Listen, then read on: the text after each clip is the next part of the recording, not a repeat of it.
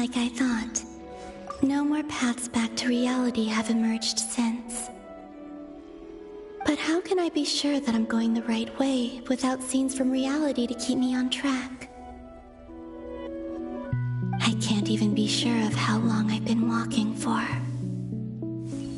The further I travel, the less stable this space becomes. There are even moments where I can sense something that feels like abyssal energy. They can just materialize out of thin air. I have to keep my wits about me.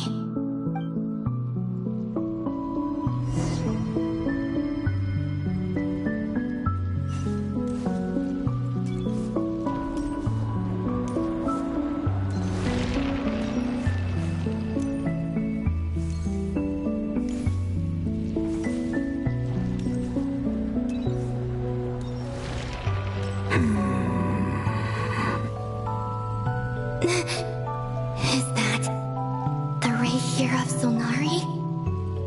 I can't believe he survived. How did he do it?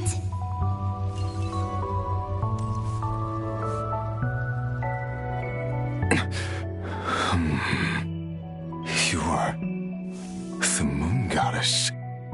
But how? Please, there's no need. I'm not interested in fighting anymore. I find that a little difficult to believe. Yeah. Honestly, so do I. The way you used my own power against me was... It was a brilliant strategy. And then, in the final moment before I was thrown into this space, I got to see an old friend. Mr. Dainsleif. Right. It was so long ago now. But we were friends once. And when I first got here, I was filled with hatred, remorse, and rage. How I cursed and devoured. I tore everything here apart. I was consumed by the desire to leave this place and have my vengeance. But to no avail. This is a place with no exit. This is the second time I've entered this space. Though I have no memory of the first. I was torn to shreds the moment I entered. But this time I survived. It must be partly because of this new body. And partly because of all the Kuvaki I absorbed in Nodcry. Are you the source of the abyssal power in here? Not all of it. Some is from when I first arrived here and tried to destroy everything. But there was already a degree of abyssal power here before I entered. And like a venomous snake baking in the merciless sun, it tried to slither into my shadow. Tried to? So, you rejected it? Yes. Because after that, the world suddenly became silent for a moment. What do you mean? The voices in my head, they were gone. And then I saw her. Her? Thalindis. My former lover. Never mentioned that she saw a memory of Thalindis leaping into the moon's reflection. More precisely, I saw her afterimage. I'm sure the real her is long gone. She was just an ordinary Conrian. She couldn't have survived here for very long. Anyway, why have you come here? Didn't you know it was a dead end? If I hadn't escaped through the moon gate, my friends would have been in far greater danger. Oh, I see. Because of your power. The power of a moon goddess. What? You'd like to know how I know, wouldn't you? The one who resurrected me said so. I could hear a deep lust for power in his voice. Do you mean... Dottore? Dottore. So that's what he's called. He'd been collecting fragments of my body for a long time, all so that he could resurrect me at the moment of his choosing. I had no interest in his research. But being as corroded by the Abyss as I was, we were aligned as far as hunting the moons and recovering my strength were concerned. So that's why the Wild Hunt suddenly became so active in Nodcry.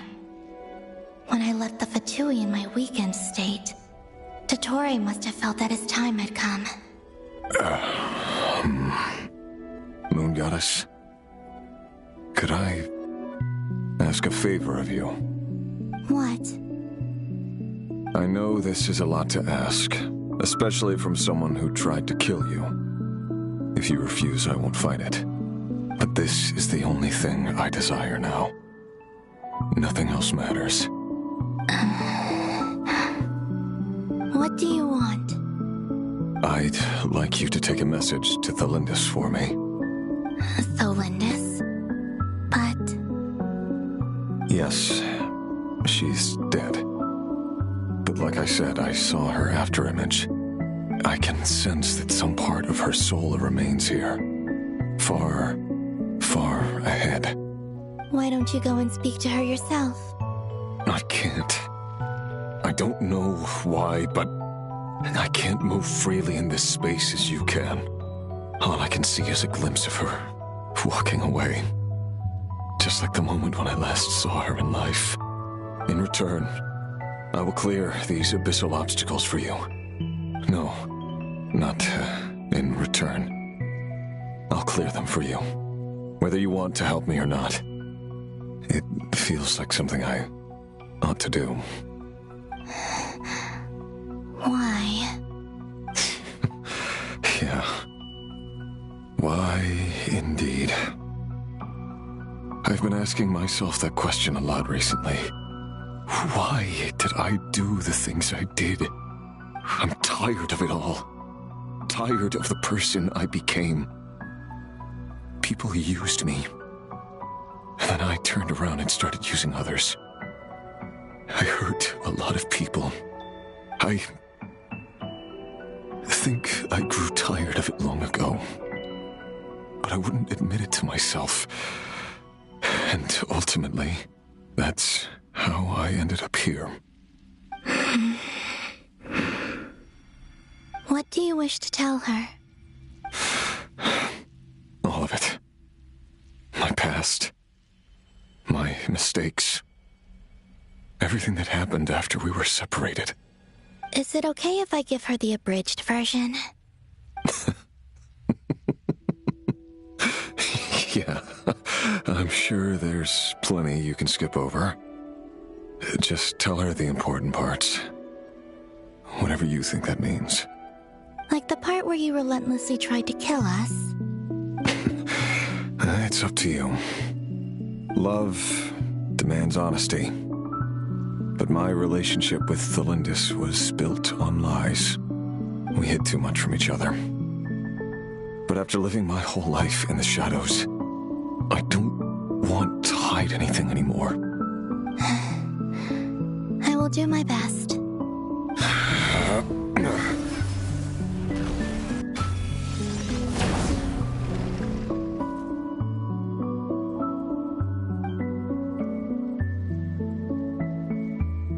There. The Abyss will no longer stand in your way. Even though Mr. Dainsleif felt he had to fight you, I think he still regarded you as a friend. Dane? He said that you betrayed him, but he also felt great remorse at never having understood what you were truly going through. Why tell me this? Because if he'd known that someone could take a message to you, I believe that's what he would have said. Thank you. It means a lot. I know this will sound strange coming from me, but don't die, Moon Goddess. I can tell that you're determined to get out of here.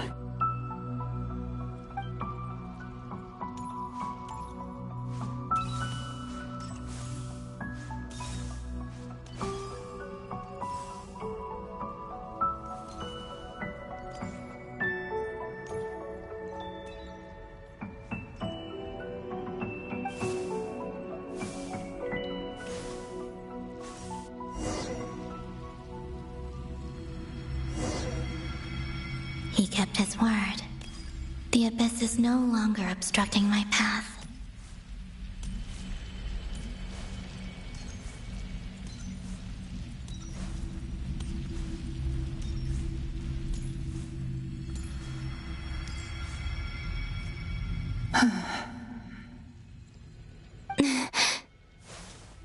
Is that the Lindis? She wasn't far off at all. And yet, they can never meet. Hello, Miss Lindis. Who are you?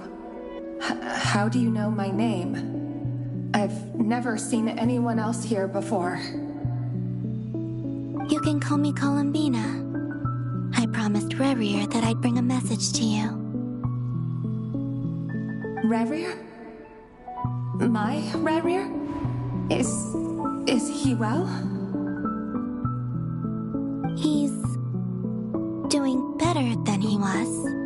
Better than he was, huh? Sounds like he's had a pretty rough time.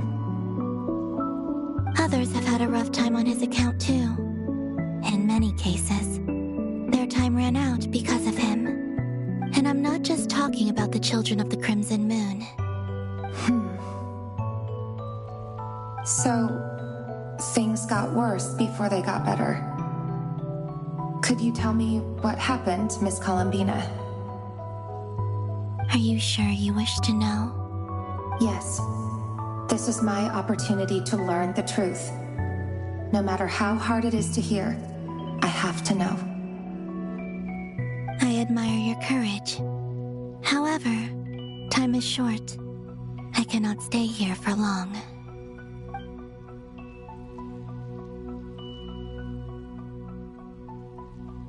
Rerir had seeds of hatred in his heart, and many people nursed them for their own ends. On some level, everything he did was to try and find a way to see you again. But in the end, he came to regret his mistakes. He wanted to apologize for hiding his past from you. Beyond that, he did not say specifically what it was he wished to convey to you, but I'm sure that you've always been on his mind.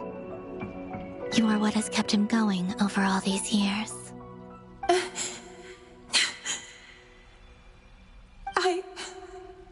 I'm sorry, Miss Columbina. This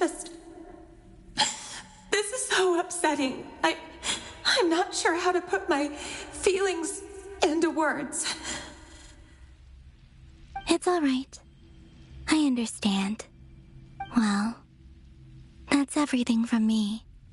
So, I guess I'll be... Oh, wait. One moment. Time flows backwards here. The road ahead only leads further and further into the past. I know. I intend to reach the end of that road. Without a moon marrow, without the three moons' power, you won't make it far. Wait, unless... Are you one of the moon goddesses? You could say that. I see.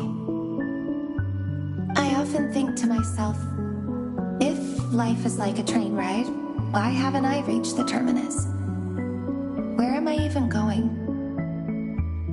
And it's not just me. It's this whole place. Wherever it is, it seems like it's existed forever. It's such a mystery. Where is it going? I must seem so ridiculous. I can't answer these basic questions, and yet I jumped right in here without hesitating, only to be torn apart the moment I entered by powerful energy currents. Only my soul remains now. Thinking back, I was suddenly overcome with fear and terror in that moment. Perhaps I too became bewitched by the abyss. I may have been the leverage it needed to control Rerir. I used to be a researcher at the Universitas Magistrorum in Conria, researching the iridescent moon's marrow. Eventually, I came to the conclusion that time in here flows in reverse, Rerir was one of the Finster King's retainers. With me, he was in an impossible position. It plagued him constantly. I wanted to help him escape his lot in life.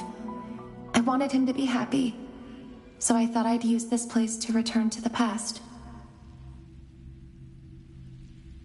At the time, I thought I could just go back to the day that the Finster King first found the prince. It was only after meeting the prince that the Finster King started going too far with his research into the Abyss. That was the day all of our woes began. I thought I could stop the king from ever meeting him and solve everything. I couldn't kill the Finster King himself, so I had to find another way to save Rerir. That's why I wanted to go back, to kill the person who had brought new possibilities to our realm. I'm sure it was a futile endeavor, but the Abyss probably enhances the basest human desires. So I naively hoped I could change everything. But I was simply too weak. Like a speck of dust against the whole universe. Look at me. I didn't even survive the journey here. Not physically, at least. I know I'm never getting out of here. But you're different. You can make it, and I want to help you. I owe you that much. How do you plan to help me? Have you noticed the golden energy that exists here? Based on my past research and my observations since coming here, I believe they carry you forward faster. I can share what I've learned and help you understand the pattern in which this energy appears.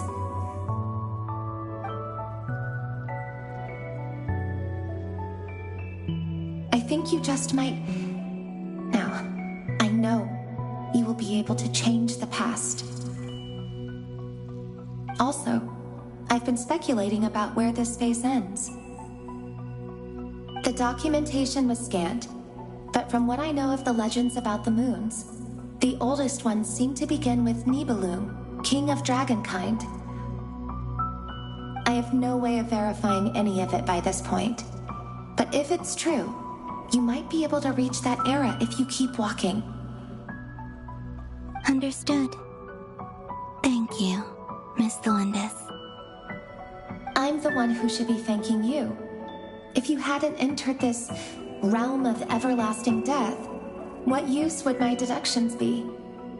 Thanks to you, they have some meaning.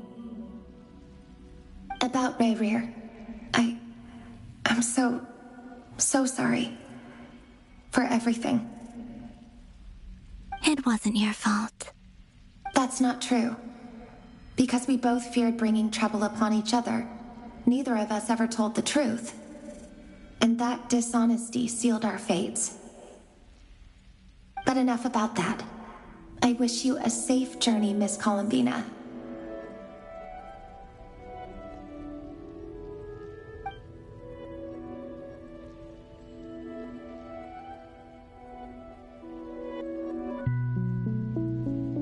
And may the outside world never have to experience pain like this again.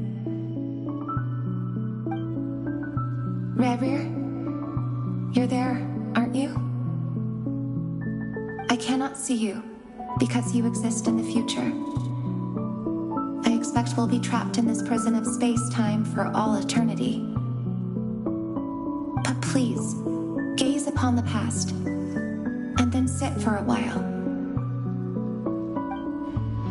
Let's find a place to sit down together, just like we did when we first met.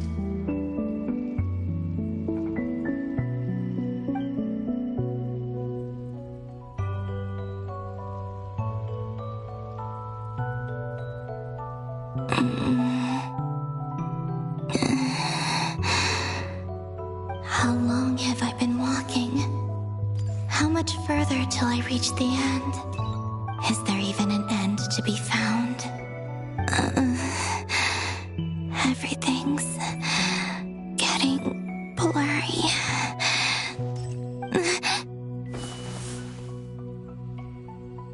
Huh? Are you all right, little sister? Have you come from the distant future?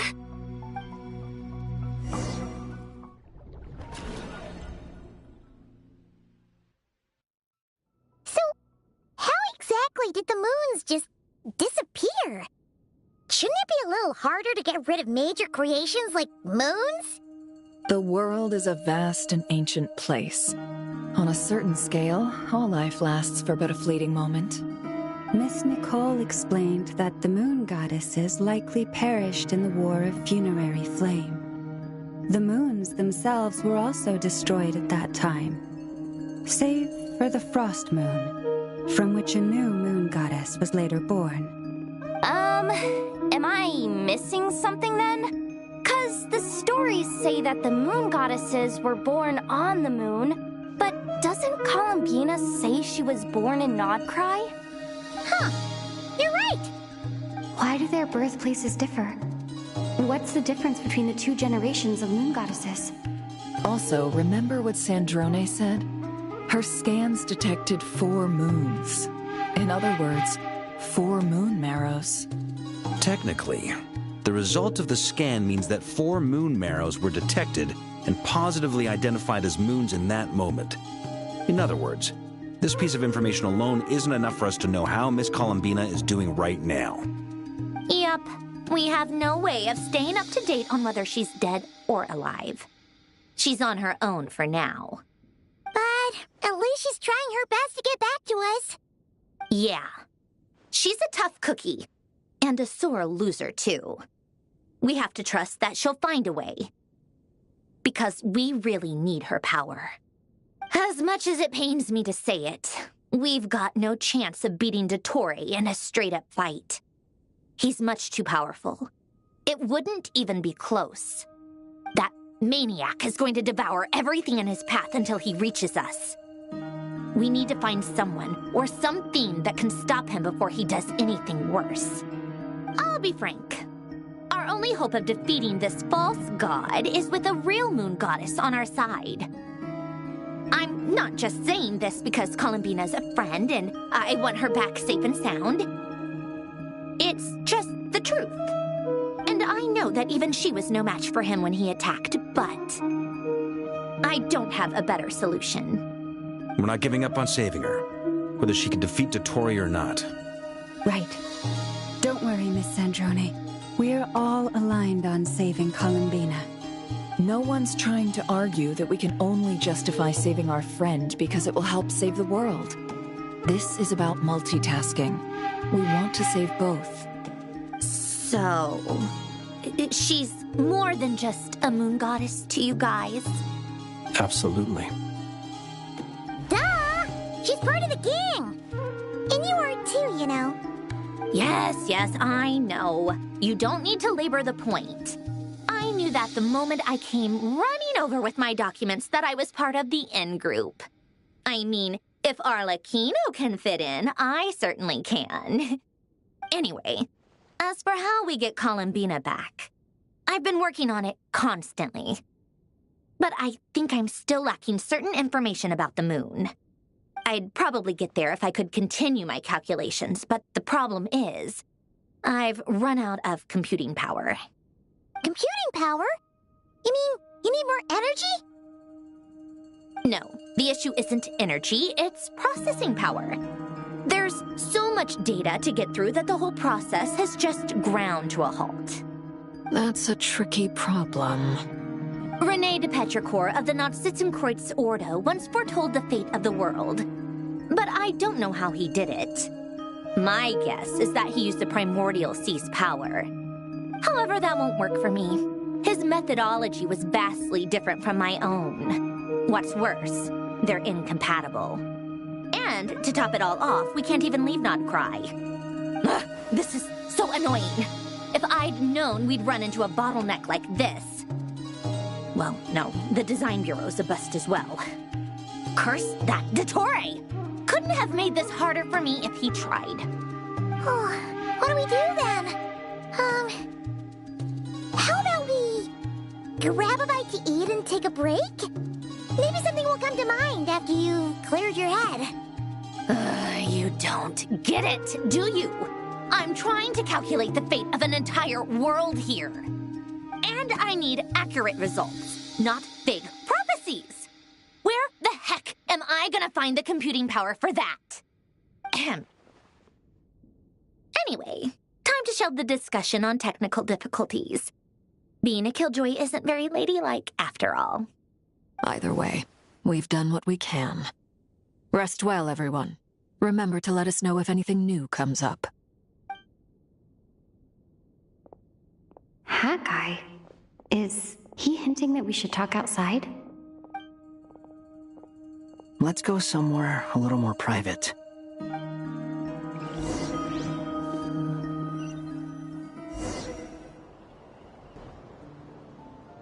You know that Dory went back to Sumeru, right? Yeah. She mentioned she was planning to head back. Things aren't looking good for Notcry. She's gone to spread the word so that Sumeru has a chance to prepare for the worst. From what I know of Dottore, there are two possible reasons why he hasn't made a move yet. One is that he's still working through some kinks in his new powers. The other is, he wants to see how we're going to react. He'll easily devour everything eventually, so I guess he's in no rush to make it happen. The first false god he made was me. Now it's his turn.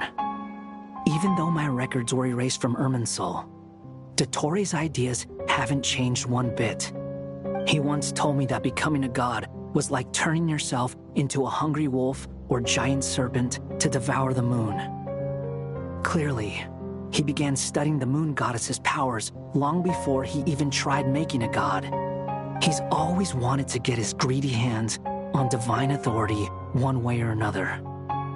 And in the end, he devoured the moon where I failed. In the desert of Sumeru, there is a chessboard built by King Deshret, also known as Al-Ahmar.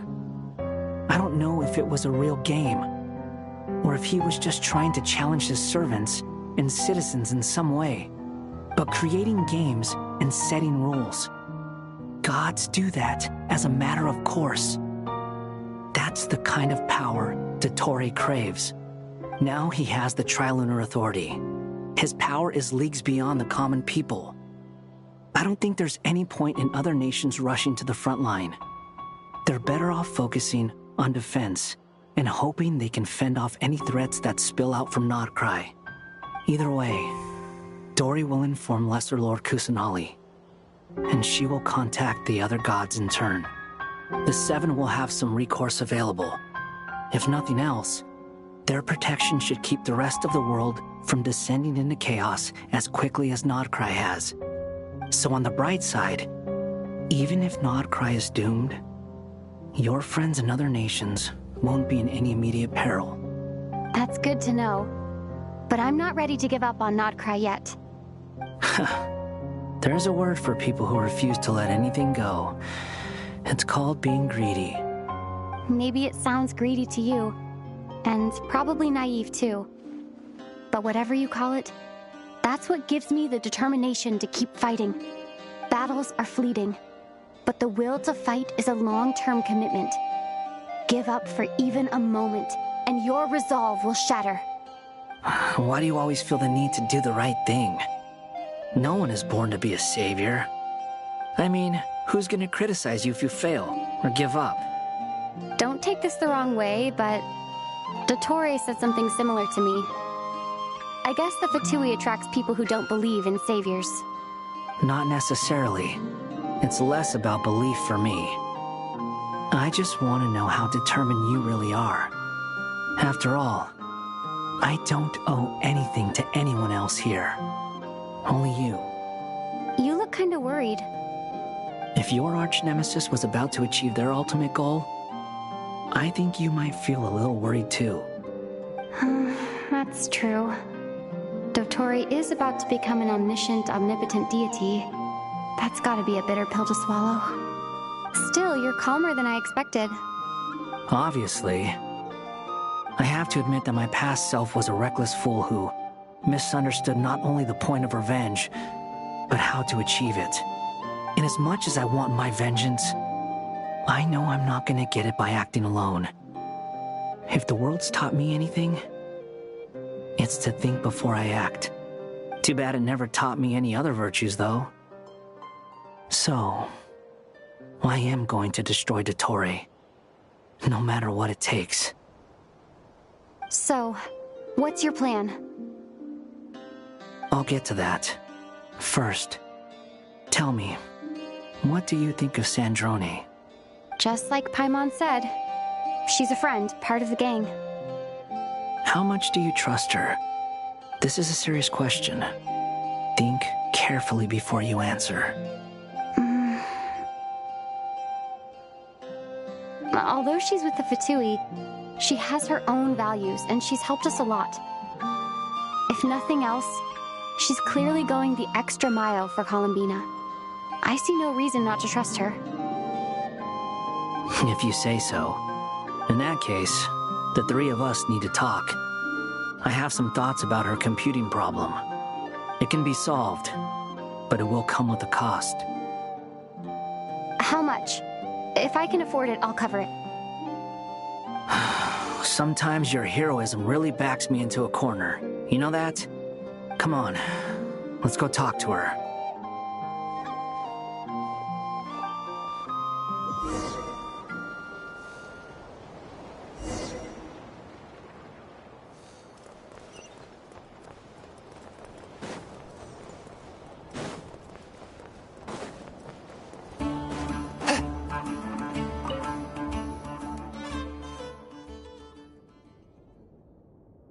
Miss Androne, Traveler.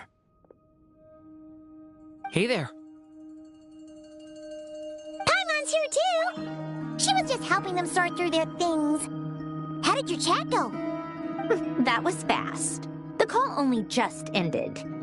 Well, you said it was urgent, so we got here as quickly as we could. Albedo, I have some alchemy questions for you. I see. Looks like my knowledge proved useful after all.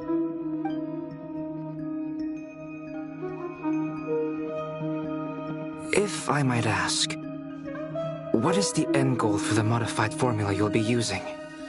I needed to predict the future of the entire world. But I've run into some teething issues since trying to implement Renee's theory of the four Orthanths. I see. I'll have a look at it. Still, computing power is the real issue here. How do you plan to solve it? About that, it's been sorted. Oh, with the Traveler's help?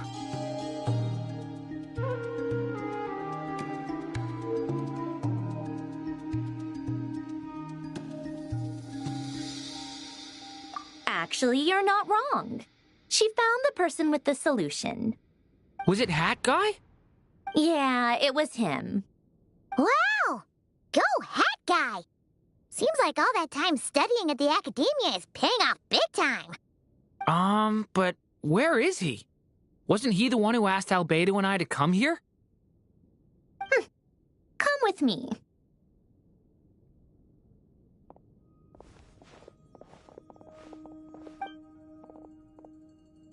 Hat Guy?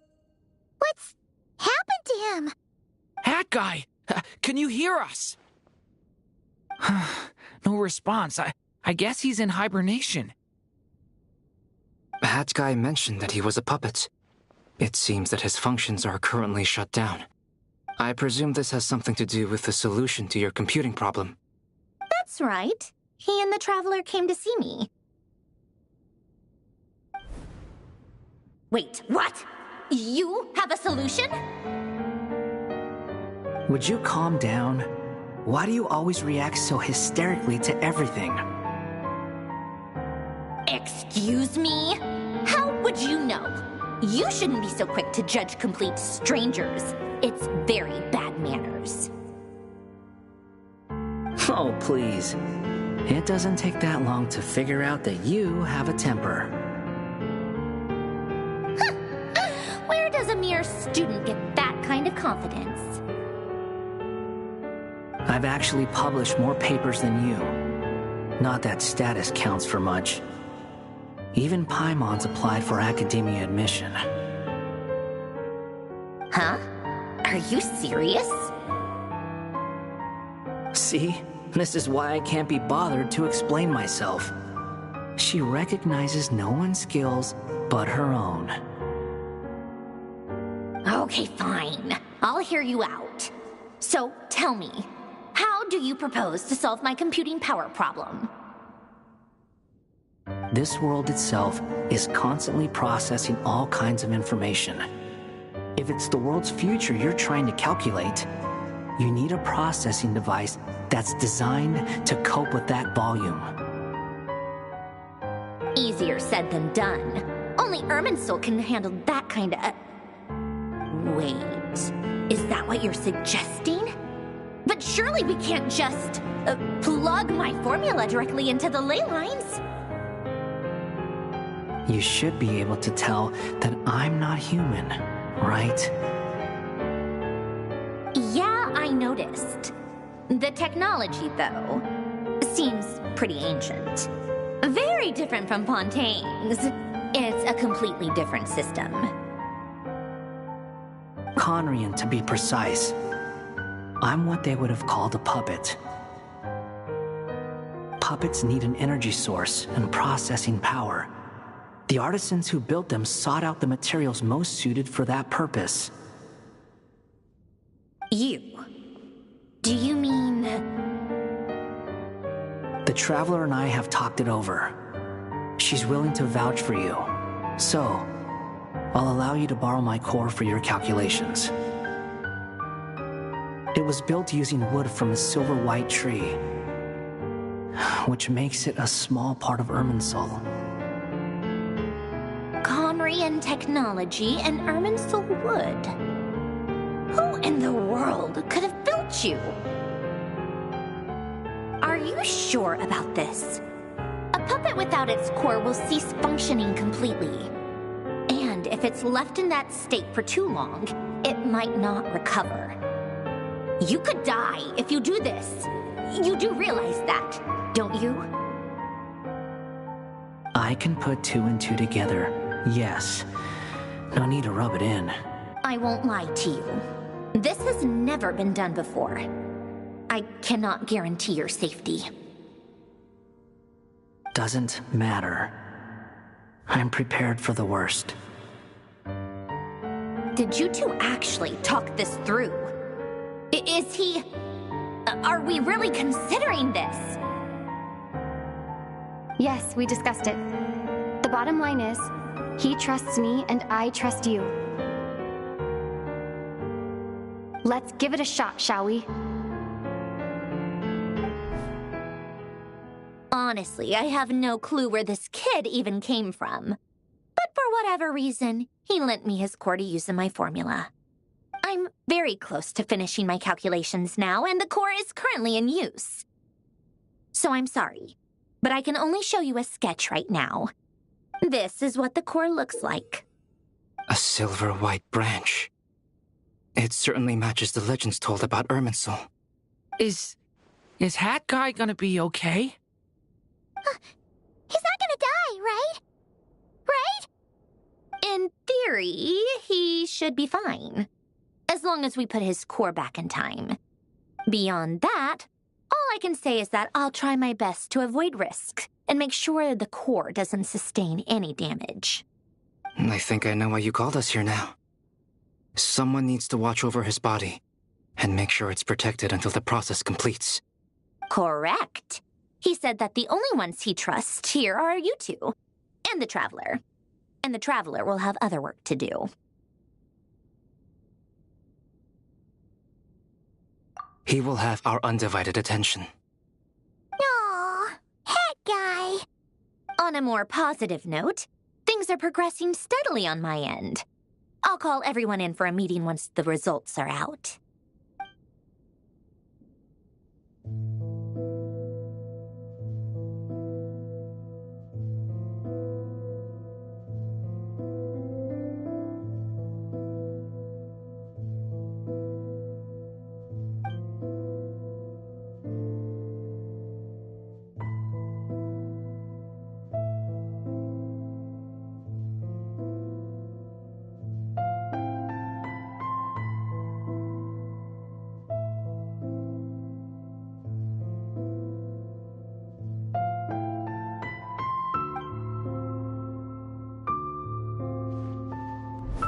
worst case scenario with the core removal is either a system reset or a total loss of function. But I'm not afraid. A quiet death should have been my fate long ago. A core is completely different from a heart. It's like another vital organ entirely. I never believed it could be a true replacement for what I sought. But in the end, it turns out the core was more useful to me. Pretty funny when you think about it. It's like the punchline of my entire life. Do you think there's any difference between a puppet and a human? If not, then this would just be another samsara. I have already experienced both a past life and a next life. Part of me wonders whether I'm only capable of making this decision because I've become a real human. What's with that expression? Isn't this a good thing? Sandrone will succeed, won't she? She has to. She will. We all have to persevere until this is over. That's right. And I'll protect you all until a moment of victory arrives.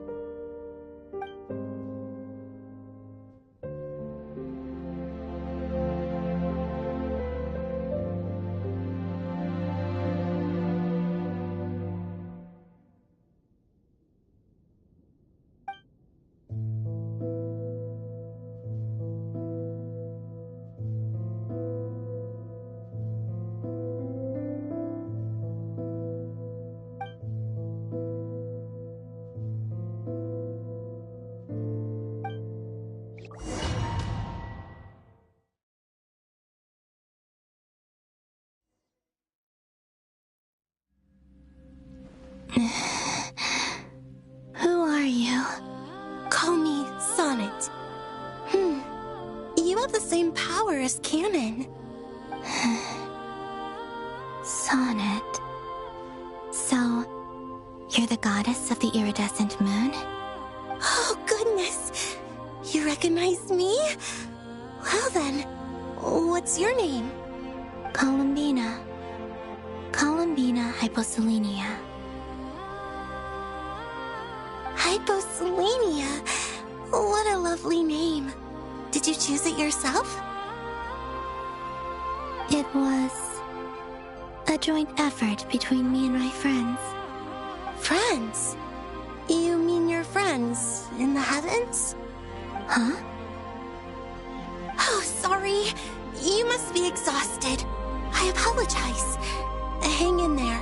Let me introduce you to my older sisters. Do you mean the other two moon goddesses? Arya and Canon? Wow, you sure know a lot. Hey, does that mean that our story goes on into the future? Oh, I guess that wasn't the best question to ask. It's alright. We were prepared for that possibility. You could say we were too prepared. I can't even remember how long my sisters and I have been here by this point. When did you get here? How long has it been? I can't say for sure, but it feels like it's been forever. I see. Are you feeling all right? You look a little unwell. I can hold out a while longer.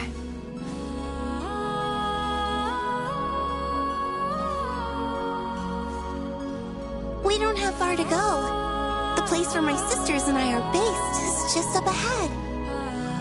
Don't worry, they're both really nice. I'll introduce you.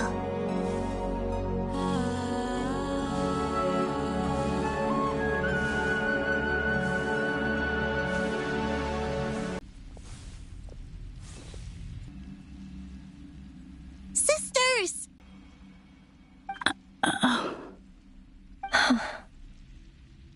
Allow me to introduce you to Columbina Hyposelenia.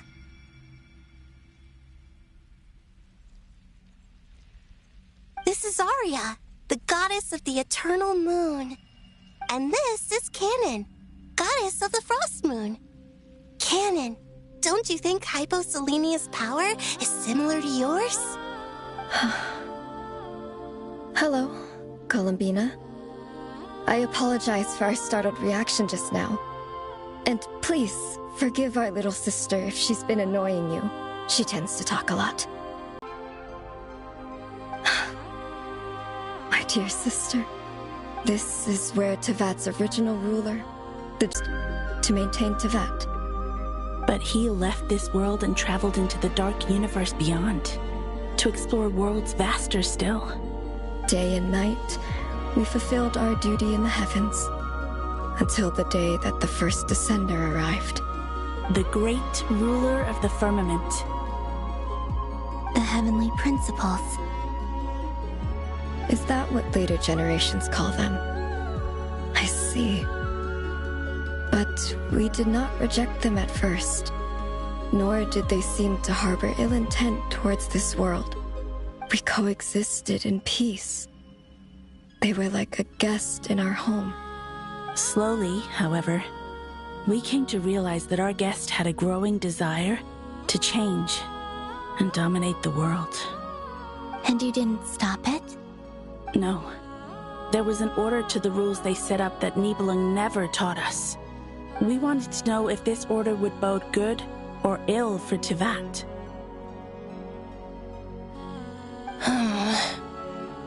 All right. Canon and I wanted to know. Sonnet was against it from the outset.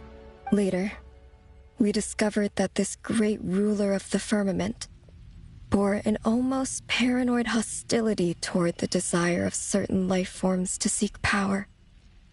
Or perhaps they feared them. They would even cast down celestial nails as manifestations of their power, to punish the civilizations of the world below. Only this was far beyond mere punishment. Right. Their rules brought order, but the price people paid for merely testing the limits of those rules was far too great. I did everything in my power to help the punished escape catastrophe, but still, too many lives were lost. The ancestors of the Frost Moon Scions were some of the ones you helped. But just when we had decided to take countermeasures, the Dragon King, Nibelung, returned. And so began the War of Funerary Flame. So, that's the name the world gave that war in the future. Well, who won in the end? As far as I know, the Heavenly Principles won, although it came at a great cost. They remained in Tevat, where they continue to rule to this day. And the world's original master, the Dragon King Nibelung, was destroyed. And what of the moons? Are there still 3 moons in Tevat's skies? You can tell us the truth, Columbina. We know we are but remnants of a bygone age. We are prepared for the answer. Only the Frost Moon remains. But it has been cast beyond the false firmament by the Heavenly Principles. The eternal and iridescent moons were both shattered during the war. So death finally came for us in the end. Sonnet. But you're still here, aren't you? A moon goddess cannot live without her moon, Columbina. She's right. That's why I began to disappear. Because the Frost Moon is cut off by the false sky. How much worse it would have been if it were outright destroyed. Our souls may endure within this lunar palace, but if our moons are destroyed, then we shall disappear the moment we depart from it. I'm sorry. There's no need to apologize to us, dear sister. If anything, we owe the world an apology. If only we'd decided to act sooner, rather than arguing amongst ourselves. All the more reason not to spend this time in regret and repentance. Instead, we should focus our efforts on how we might help our future sister. Sorry? Don't you see, Columbina, your story is not yet over. Is that not why you are here?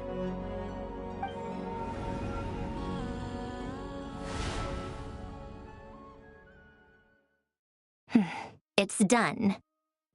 Initiate numerological array. Continue running primary process. Calculate the world's fate through extrapolation. And identify nodes of potential change. Secondary process, scan for moons. Still 4. The number of moon marrows hasn't changed. Wait, let me think. Is it possible that there's something I've been misunderstanding about the moons all along? Variables. Variables in the world. I know where potential variables within the world come from. So what about the moons? Are there any variables there? Like their life or death, for instance. What if being alive or dead makes no difference to a moon? But that's so strange. Even immortal gods can die. Why would the moons alone be? Wait! Wait! I've got it! I've got it! If alive or dead is considered a variable, we might have had this wrong the whole time. No one ever said that a moon marrow equals a living moon. We just made that assumption ourselves. Initiate secondary process. Scan again.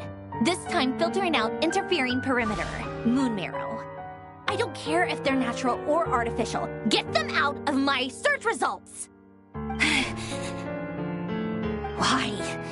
It says 3 moons still exist in Teyvat, even after excluding the moon marrows. But we know for a fact that 2 of them are dead. Redo the scan. Narrow the results to living moons and real moons. No, scrap that. Narrow it down to moons that have lunar authority and remain alive. Why? Why is it still 3? What is this, Columbina? Has the world lied to us? Or are you the one pulling the wool over our eyes?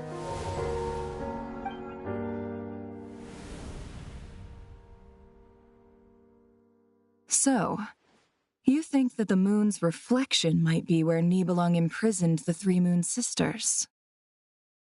Yes, it would explain a lot, such as why that space would respond to a moon goddess's power, opening the moon gate at her command.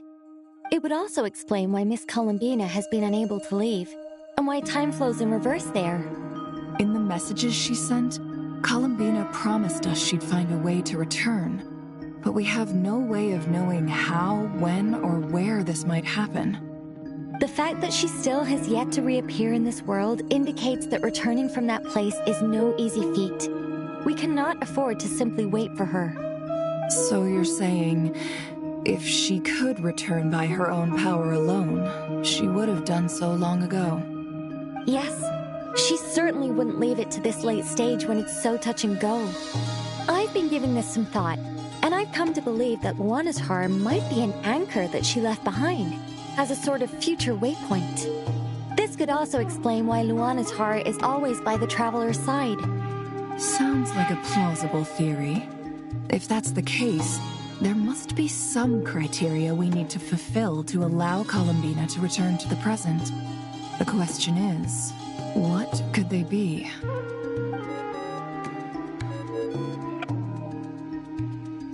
Hello? Listen up! This is extremely important!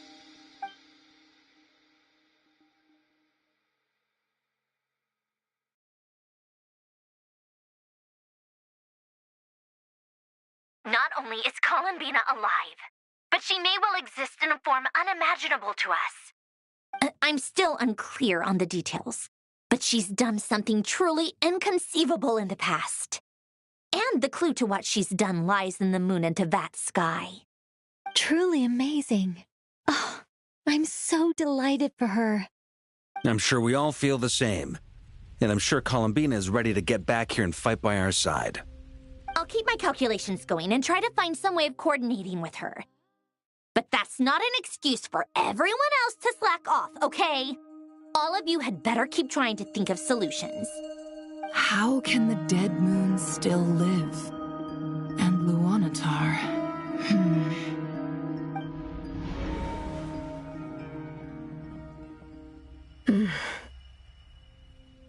It's hard to believe that's what will happen in the distant future. Our authority is linked to the most fundamental rules of Teyvat. I suppose it's no wonder that many would covet that power. I didn't realize that when you said friends, you meant people who live down in Teyvat. That's so lovely. I always wanted to go down there and have some fun. Have you ever tried leaving this prison? Of course. Between us, we've tried everything.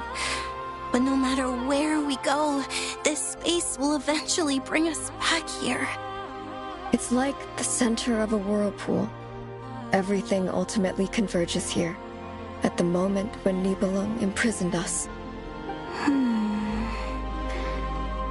In that case, have you tried using any of those pathways that connect this space to the real world?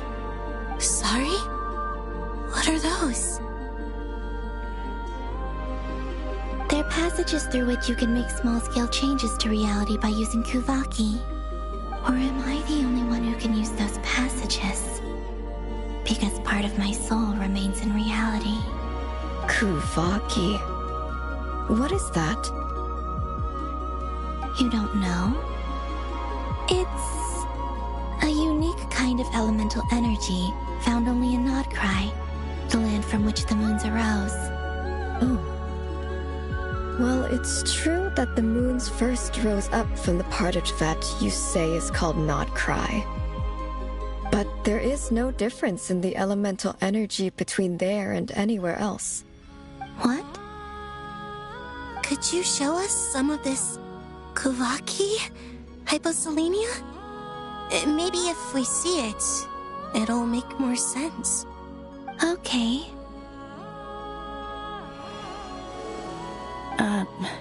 Isn't that just your power? What? But it's everywhere in Nodkrai. In the air, in the land. Even the creatures who live there have adapted to its influence. How curious.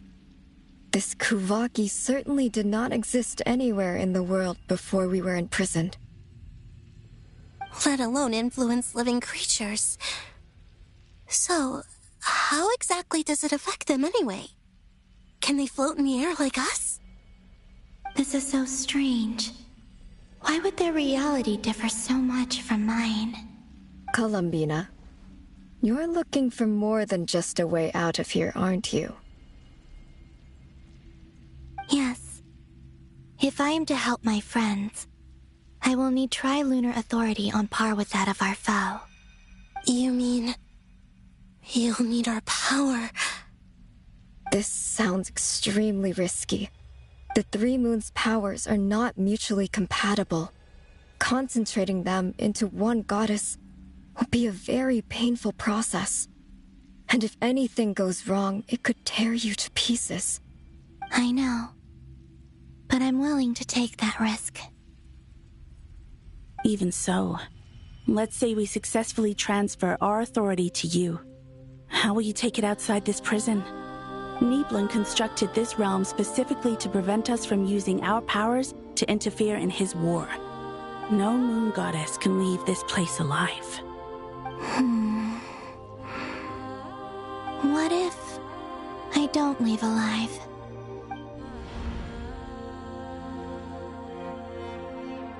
Where do we even start? How are we supposed to figure out what we're meant to do to help Columbina?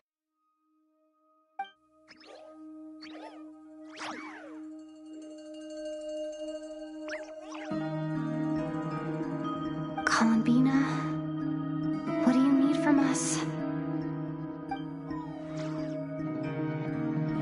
If she really got to the beginning of time in there, how do you think she'd leave us a message?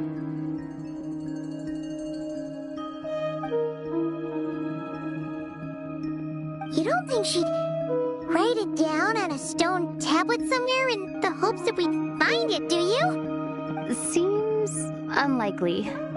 Columbina may not talk a lot, but she thinks deeply about issues like this. Let's review what we know. This is the Columbina who fought alongside us against the Reykir of Solnari, and with whom we celebrated Moon Prayer Night. She knows our personalities, our ways of doing things, even our unique strengths and abilities. So, if she wanted to tell us something from a long, long time ago, what would she do? Oh.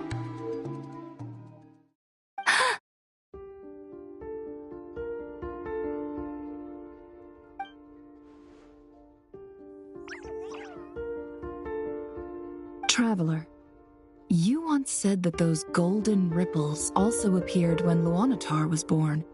What if Columbina left Luanatar here, not just as an anchor to the real world, but for some other purpose?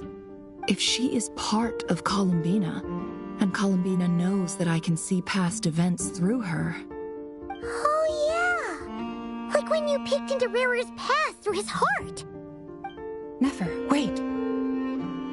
If you're right about this, and you can really see past events through Luanatar, your eyes, they'll... Oh, I know. Looking at Rerir's past in Khaenri'ah was already enough of a strain on my eyes. Looking this far back into the past, it'll surely blind me. But it's our only chance. This is the only way. Boss. We spoke about this once, a long time ago. Do you remember what I said, Yehoda? The day I lose my sight, the Curatorium of Secrets will be yours to run. But... What's wrong? I'd be overjoyed if I were you. This day's come a lot earlier than either of us expected. I need to know you'll honor our agreement, Yehoda. Promise me. Yes, Boss Neff. I promise. Are you sure you don't want some time to think this through? What is there to think through? I should have gone blind after our battle with Rerir. Frankly, it's almost criminal that I got away with it for this long. Then at least let me take some precautions on your behalf. And if you really do lose your sight, I'll visit your office every day and make sure you're well looked after. Oh, please, anything but that. I was actually ready to go through with this. Are you trying to scare me into backing out? As if I could ever scare you. I'll assume you're just joking to calm your nerves. All right, enough chit-chat. Let's do this.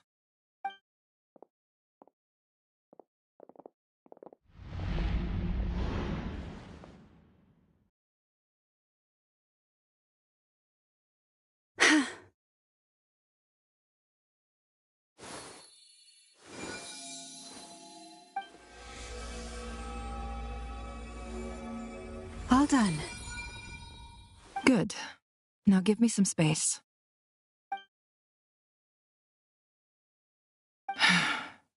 Come on then, little one. Show me what happened in the past.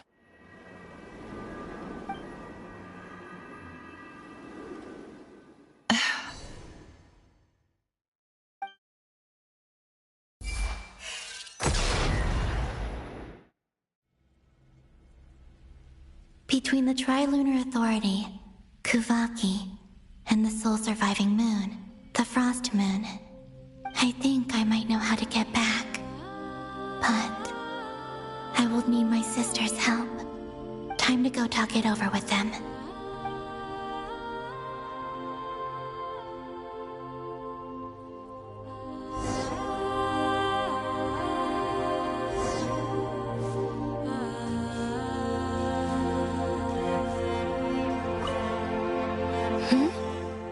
Have you decided what to do? I hope it's not too dangerous. You really scared me when you said that thing about not leaving here alive. Come on, let's go find the other two.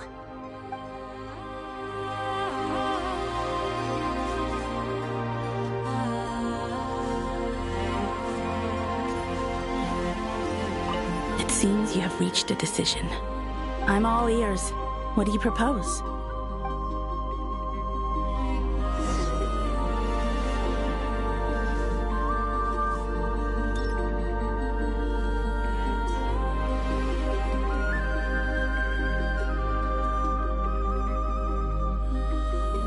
Have you figured it out, Columbina?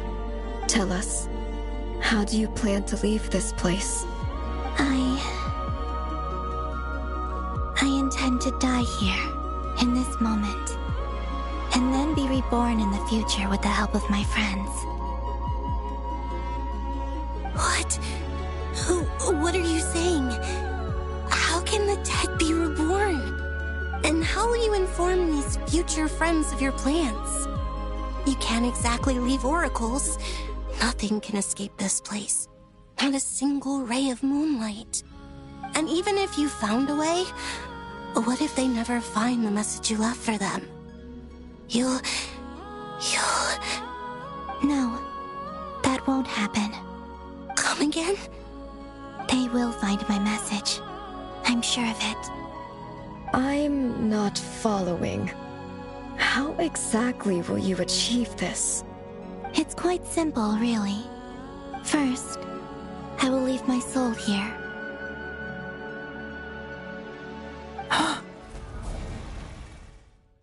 I see it. Your soul? You mean you're a divinity? Yes. I once left a portion of my soul in the future. One so small that this prison barely noticed anything. In this very moment, she can resonate with my soul across time.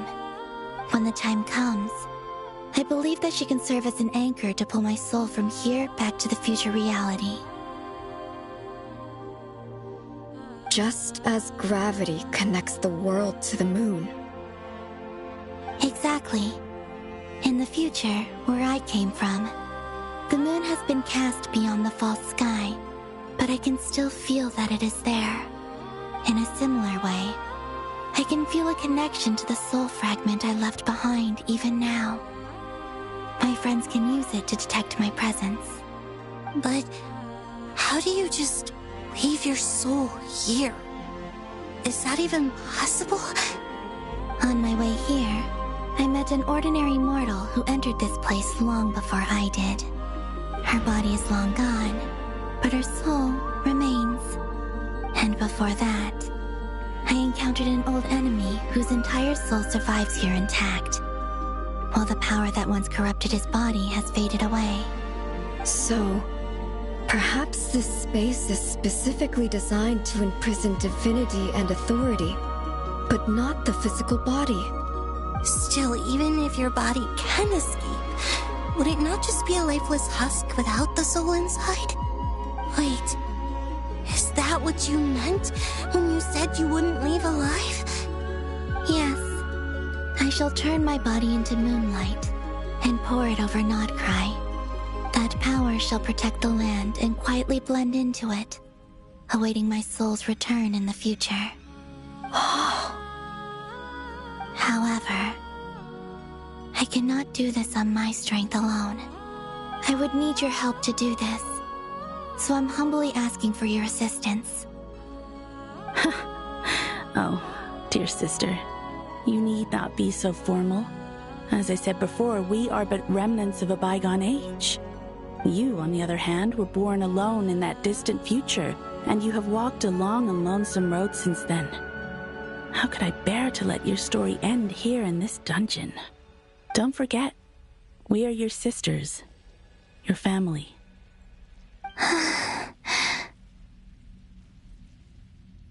Arya's right. Actually, I've always wanted a little sister. Can you imagine how it's been for me? Getting nagged by two older sisters all the time. Now, I finally get to be the big sis. And not just that, but I get to help you return to your world, too. How could I say no to that? Sonnet. Canon?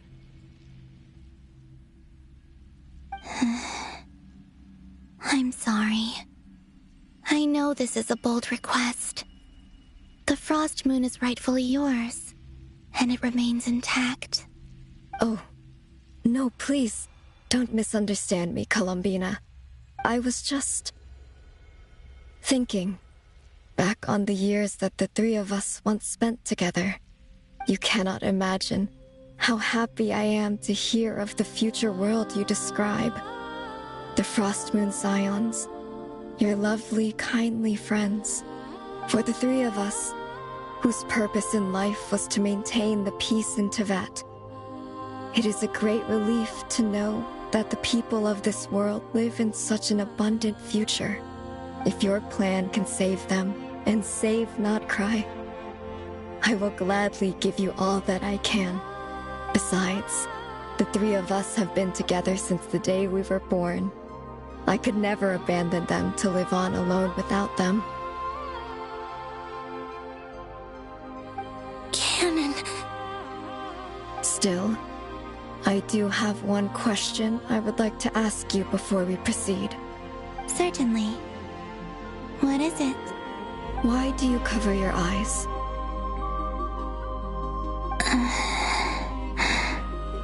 Yeah, I was curious about that too. But it seemed personal, so I didn't want to intrude.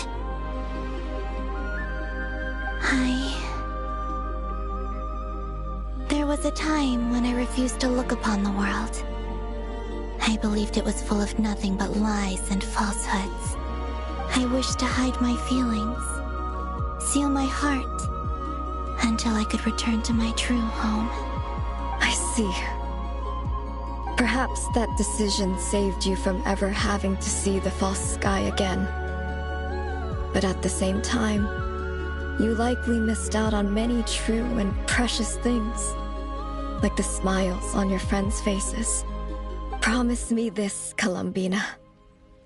When you return to the future, open your eyes, take a look at the world around you, and see your friends. I'm sure that you know this already, given that you long to return, but that is your true home. Give me your hand, Columbina. Arya, Sonnet, you too. Okay. All right.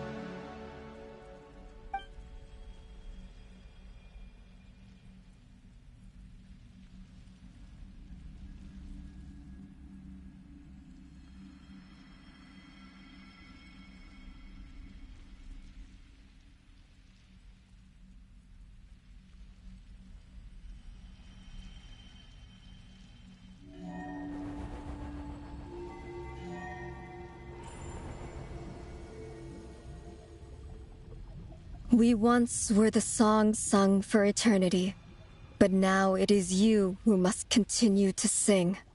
We once were the tides in the great river of time, but now we subside, and you arise.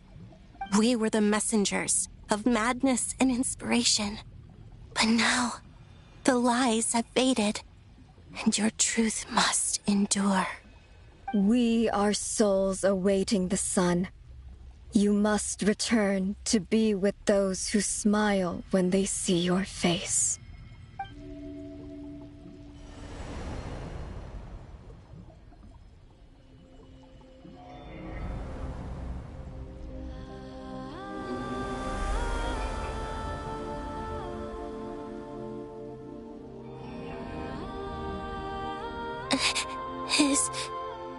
Is it done? Yes. We have transferred the authority over all 3 moons to Columbina Hyposelenia. From this moment on, she is the Tri-Lune Goddess, the one and only moon goddess of this world.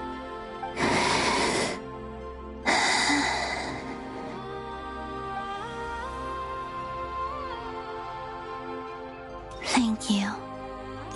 Thank you, my sisters. Now go, and do what you believe is right, Columbina Hyposelenia. Be aware that we cannot grant you the power of the three moons beyond these prison walls. The conflict that arose over their remains following our disappearance will still take place. I understand. Sisters, oh, my body. It feels... Now that we have given up our power and authority, our bodies are merely mortal shells. This prison is dissolving them as we speak. It's okay, Sonnet. The end must come for every god, just as it does for every human. That's all this is. The final destination of our lives. Canon and I will be by your side the whole way. We have one final request, Columbina.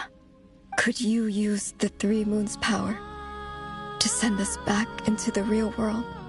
Now that we have lost our powers, I doubt this space will seek to hold us further. It's just... we would like to spend our final moments together in the only place we ever called home. Of course. Gladly.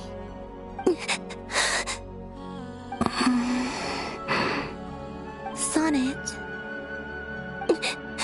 Yes? Don't...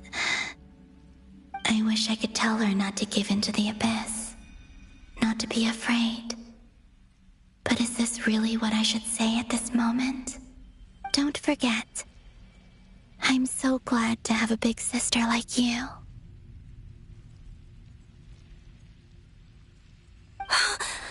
No, Hypo. Thank you. I'm okay. I'm not afraid. As long as my sisters are with me, I won't be afraid.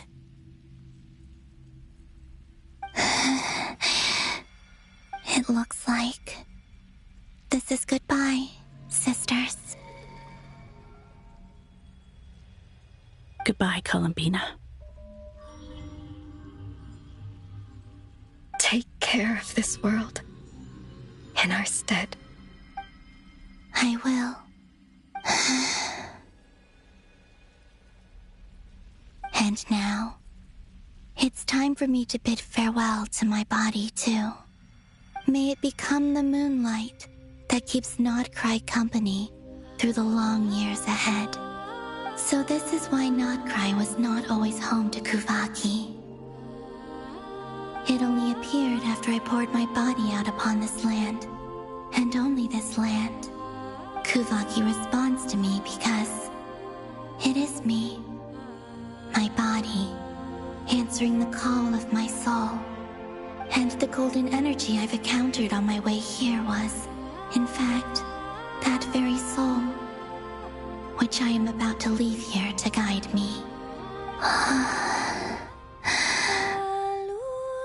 O power Trilune, eternal moonlight. I, Columbina Hyposelenia, lay aside my body. Let it be cast into the dark night to illuminate the future.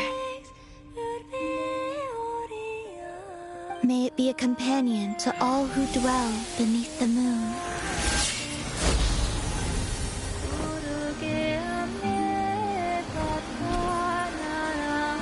Until the time comes for me to return home.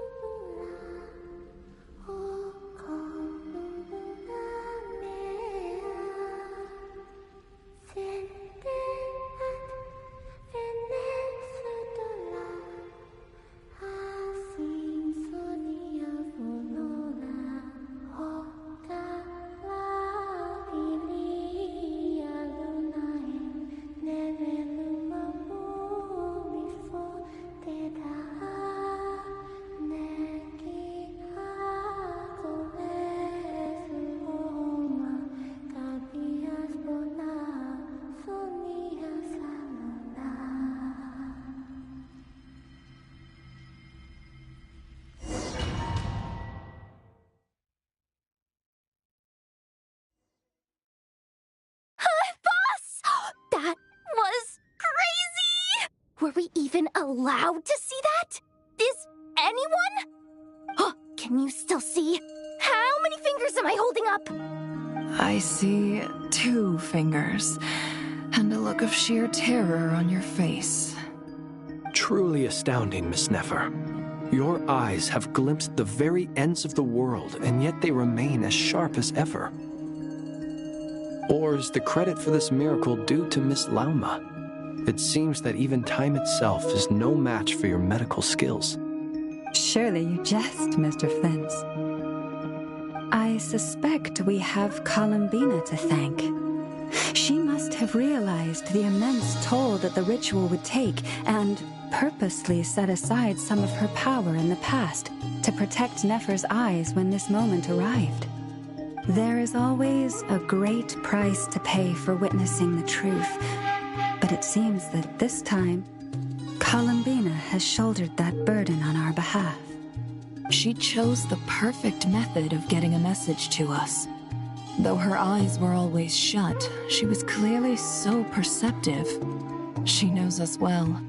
She knew exactly how we would think and what we would try. Despite being separated by time and space, we're seeing the same possibilities and seizing the same opportunities. We still don't even know if she's okay right now. But as long as there's a chance we can do something, we'll fight to make it happen. We'll get you back somehow, Columbina.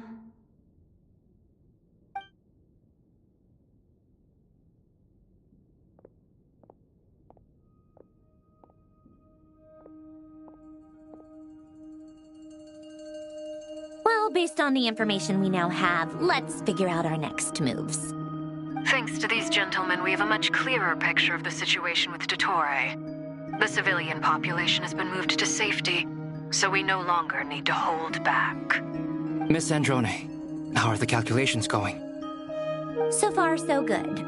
I'll keep seeing how far I can push the system, though. Can't have Hatman being powered down for nothing. There's still a long road ahead. Where should we begin?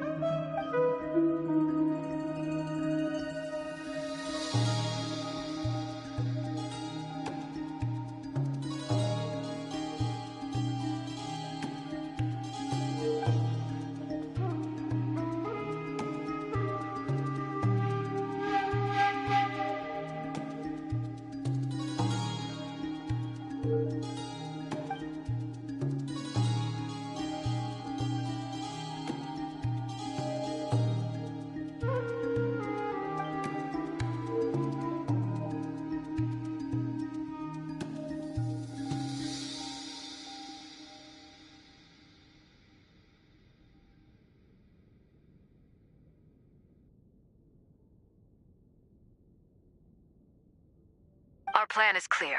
Time is short, so let's get moving. There's just never enough time, is there? Time is the bane of my existence. Ugh. Anyway, I'm gonna get back to work. All right, we'll do our part too. Yeah.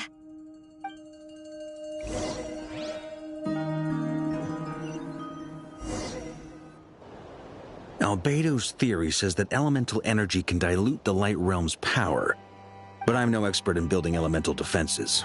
Sounds like something out of the Advanced Elemental Theory section of the library. Whew.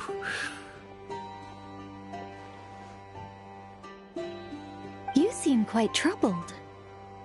Well, yeah. I mean, who doesn't get a little flustered when they're completely out of their depth? You were the very picture of confidence back when you approached the Hexen Circle. Yeah, I could have been faking it through that whole meeting for all you know.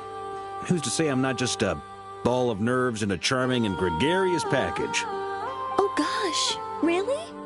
I'm so sorry, I had no idea. Well, you're all the braver for it. Still, I was much more in my comfort zone than I am here. At least in Mondstadt, you can cry for help from a cliff top and actually stand a chance of summoning Barbatos himself.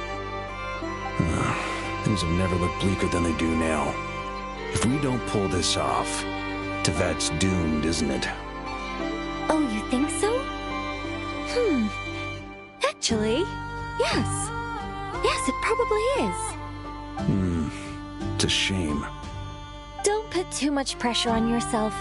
Teyvat has faced annihilation many times in the past, but it also gave us you, didn't it? Hey, don't give me that. It's not like I'm anyone special. I disagree. Every human born in this world is special. We angels have always believed that. In that case, this humble human being has a big favor to ask of you. I thought you might say that. I'm sure Alice, in her great wisdom, sent you here precisely to help us in this difficult time, yes? Well, that has less to do with her wisdom and more to do with my power. Of course, of course. Well, the thing is, these elemental defenses we're about to build, I don't think it's a question of if they'll fail, but when. Durin's findings from his patrols make it clear that Dottore is constantly expanding his territory. First it was his lab, then the design bureau, and now this. It's not realistic to completely stop him encroaching on the rest of Nagcry. Rather, our goal should be to stall him for as long as possible. If Miss Sandroni's calculations are correct, well, they're the closest thing to certainty we have in this situation, so let's assume they are. Anyway, her calculations suggest that our best hope for victory lies in Miss Columbina's return. It's up to us to slow Dottore's advance and buy time for her to make a return. Are you asking me to help you with building the defenses? No. I'd like you to prepare for what comes next. When he eventually reaches us, we will have to fight him. You were an angel once and a mage now. I'm asking you to lend us your protection. Oh. Can I take it that you're triggering the terms you fought for during our three-way talks? Well, technically those terms were about protecting Mondstadt. But if you're happy to agree to the change in location, then yes, let's do that. You're cashing in on this much sooner than I'd imagined. Well, yeah. The way things are going, I might not get another chance. Very well. The mages have heard the knight's plea, and we will respond. To tell the truth, Alice and I had already discussed how we might help you all, so I didn't come empty-handed. I always like to be prepared.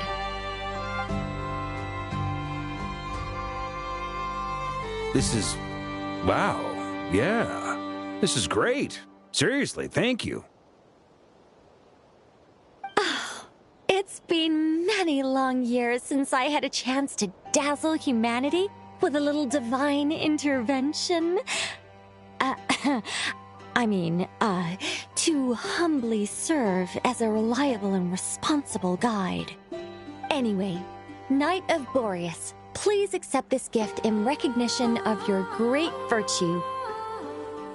Go now. May the angel's blessing deliver you safely to your destination.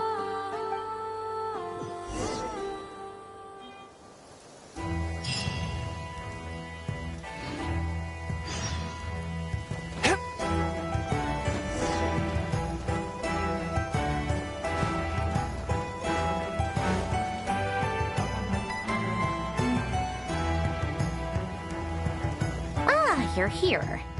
Sandroni! How are things going? Glad you asked. You two are about to become the first people to lay eyes upon my masterpiece. Or should that be the first person and the first, specter? Hey! Whatever. Come, feast your eyes on this. Wow! We've never seen something like this before. This meter displays the progress of my formula. Currently, it's still making the most important connections. Once it's finished running, I'll deliver it right to your side. And then, we can finally bring Columbina back. What do you mean, deliver it? Can't you just tell us over the Dodo communication device? It'll just be some numbers, right? You're such a greenhorn. This isn't the kind of formula you solve in math class. It's a highly complex algorithm capable of constructing a framework of rules. Whatever. We'll be here all day if I start trying to explain it. All you need to know is The formula must be completed before we can bring Columbina back.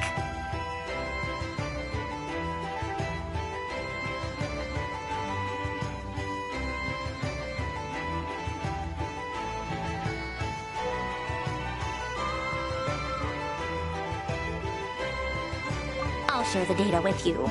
Nicole's agreed to let me use her information channel, so we just need to use the Dodo communication device like so. And... there. Now you can check in on my progress. Wow! Look at that! You're amazing, Zandrone! About time you recognized my genius. Took you long enough. Anyway, that's all for me. You should check on the others if you have time. Make sure we don't have any weak links in the chain. That might sound harsh to you, but close supervision is a common practice in the Fatui. Not looking to catch anyone out. I just care about everything going smoothly. That's all. I'm kinda stuck here while the formula's running, so I need you to be my second pair of eyes in the meantime.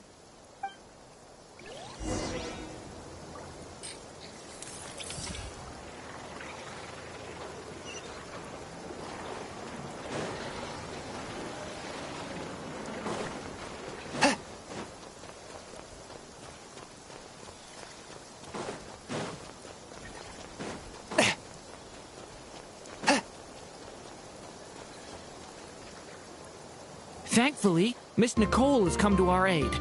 Nasha Town is now looking very well defended. Golden Flame. Yes, that's Nicole's power, all right. Based on the latest message from Grandmaster Varka, it sounds like they've reached an agreement. The situation should be more stable with her assistance. Everyone will have at least some degree of protection. Albedo! Duran! Hello there, you two. Are you well rested? That's good to hear. As per the plan, Albedo and I will be in charge of Nasha Town. As Dottoro's energy field expands, it's creeping ever closer in that direction. But we will do our best to hold our position. We fought side by side many times before, and always with great success. I believe this time will be no different. So don't worry about us. Focus on fighting Dottore.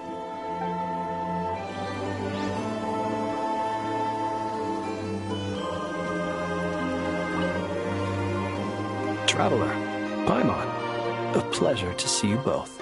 Flans! How's everything coming along? Fairly well, if I do say so myself. Personally, I am ready to confront Dottore head-on. Ooh, you sound much more serious than usual.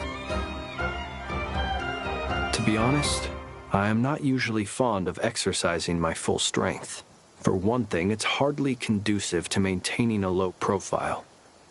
Besides, I believe one should have the right to choose when to show their hand. I am conserving my strength until the moment of battle is upon us. Anything to boost our chances of victory. Seeing you get into the zone like this really puts Paimon at ease. Huh, Traveler?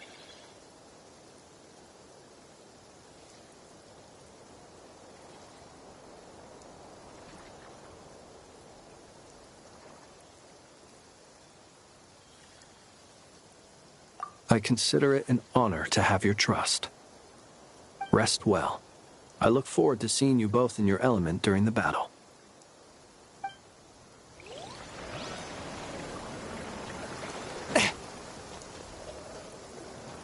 Yes, Miss Moonchanter? What are you staring at? You always address me in the strangest ways. Lady Moonchanter 1 minute, Miss Moonchanter the next. Yes, and? Are either of those incorrect? Not as such. It's just that I simply call you Nefer nowadays. Uh-huh. That's my name. What's your point? The point is I don't add any honorifics or titles. Meaning what? That maybe we're on friendlier terms now than we used to be. Is that how you see it? Then I thought I was the one with eye damage. Never! Wilma! Paimon, Traveler. Just swinging by to check in on you. How are things going? Did you manage to get some rest? Don't worry about me. I won't slow us down. And I give my all to ensure our victory. Ah, yes. Allow me to give you two a quick checkup. All done. You're both in good shape.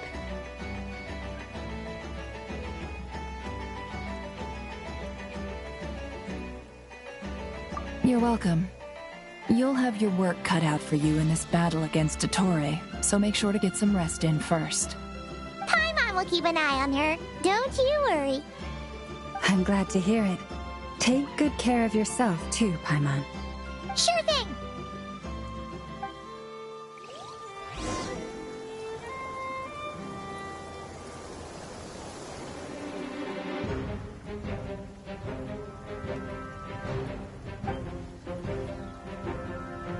Here they come.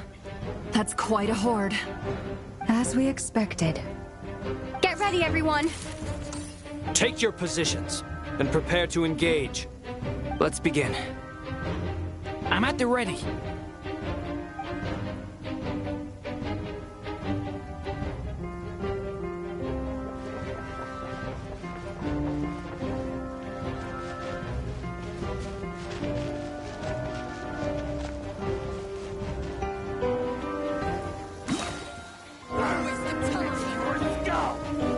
Water jet! Bombs away! Be silent. Close your eyes. Be silent. To dust. Close your eyes. Do you fear the dark? You're pretty.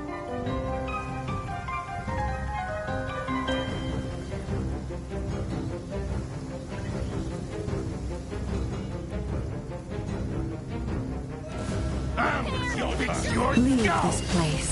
By the frost moon of all... It all adds up. These creatures cannot stand against us. Oh, fighting talk. Just don't let...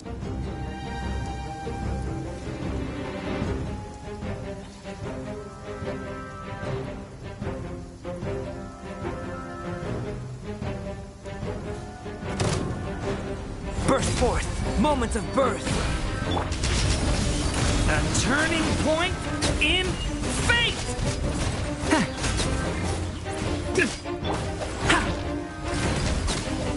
That was easier than I thought. Naturally. What do you mean? Is it because as created beings go, we're of a higher level than...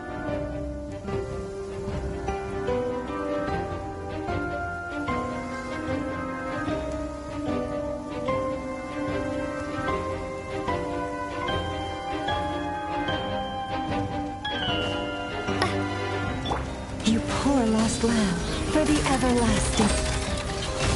Time to come clean. People have always used fire to drive away wild beasts.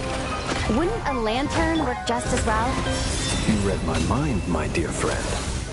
I was just about to say that. All right then, dear friend. Bring the light! No more lies.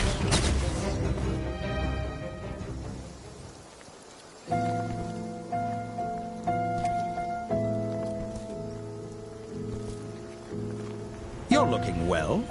I trust you've had a good couple of days. Dottore. It's actually a good thing, in my view. If the subjects of my experiment were to die prematurely, it would throw quite a wrench in the works. And so, I must thank you all for your resilience. We are no longer on the same level, but you are nonetheless worthy of my respect. A creator god should be merciful and gracious after all. And in any case, it is only right that before I end your lives, the world is informed of the arrival of their new god.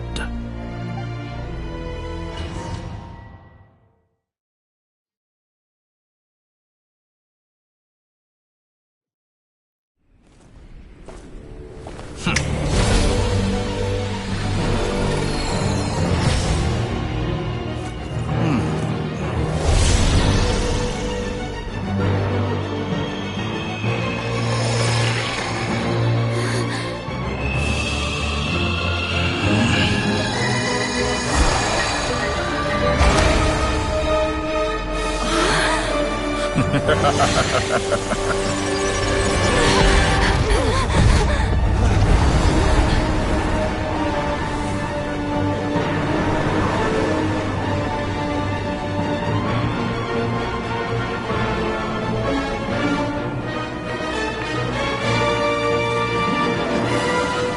experiment begins.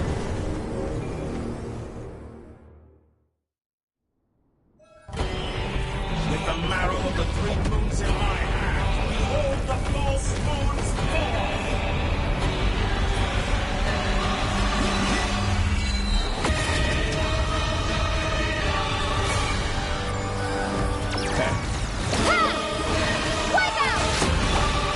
Leave this place. By the frost moons, it all adds up. Seek within. Be silent. Observe. Do you fear the dark? Close your eyes.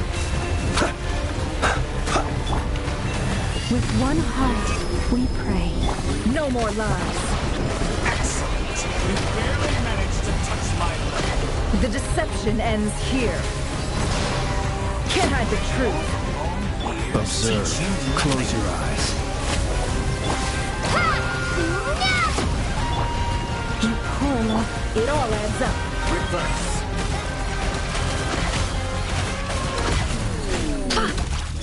Good. Keep it up. I'm still tough. The first. Like an ant in my palm.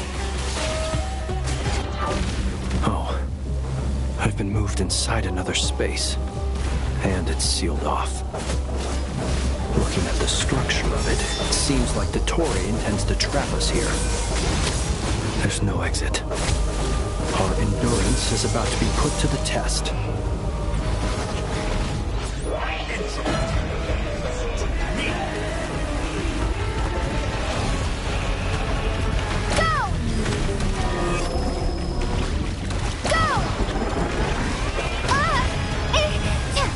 Leave this place.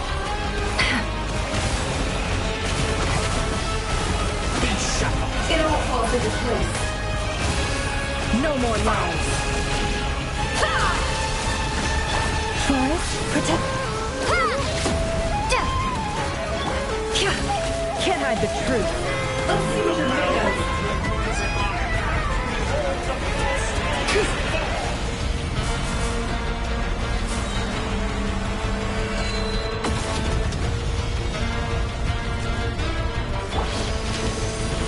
You poor lost lamb, for the everlasting. No more lies. The mystery unravels. Tell me, where will you try scurrying off to next? Looks like Dottore has opted for a divide and conquer strategy. But we will not allow him to triumph. Now, I shall pray for our victory.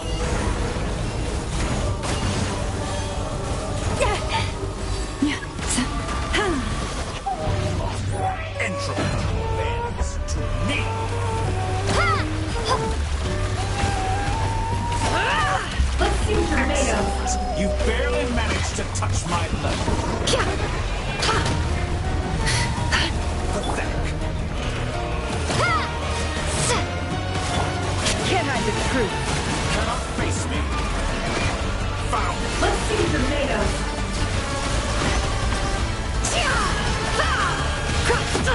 Absurd. Go!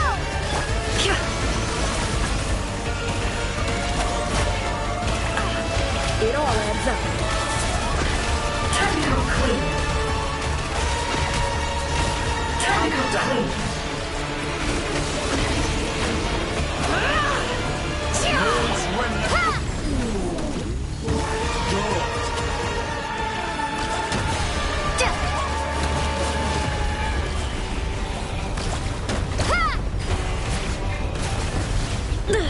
How farcical. What's this supposed to be? A knockoff version of the space Columbina got trapped in? There really is no way out. We'll see about that, Dottore.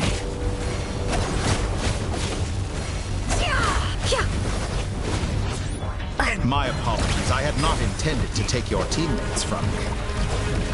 But you have a choice in the matter. Obey, and I can release them. An excellent deal, if you ask me. Won't you consider it?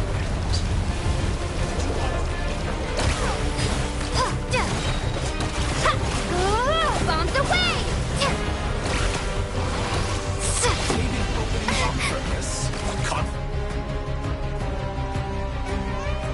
I'm aware you've been working on some little tricks to surprise me with, but it appears that none of them have come to fruition.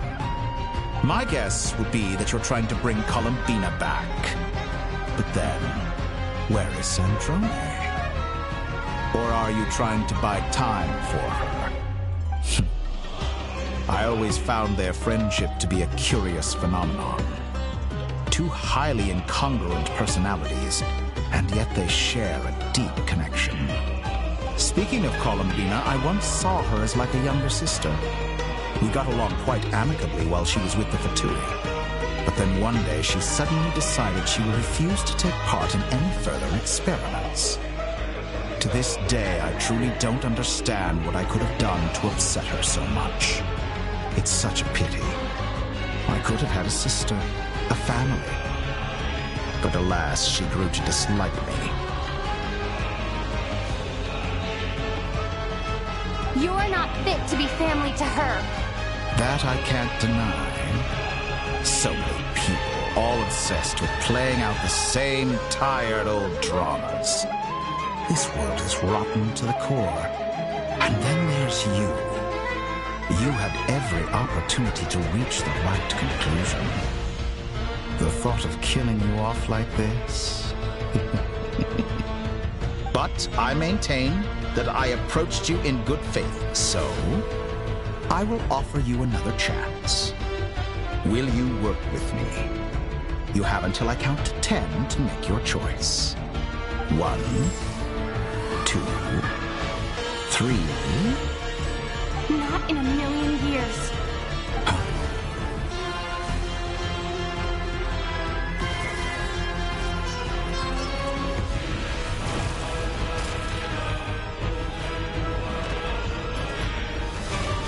Sandrone, what a pleasant surprise.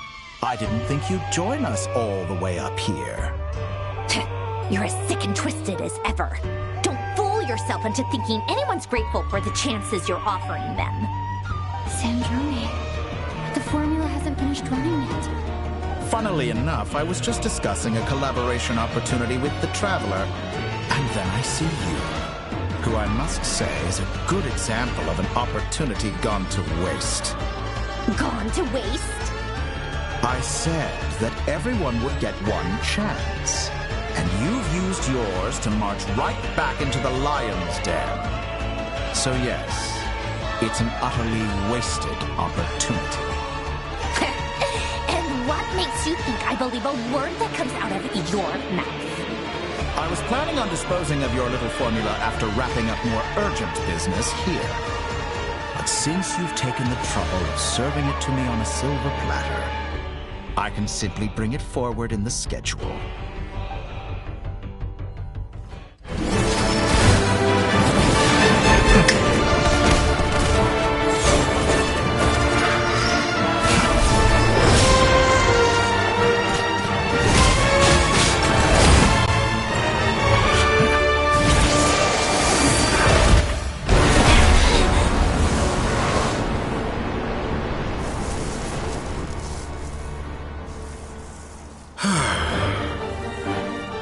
Is this your life's work? This piece of trash?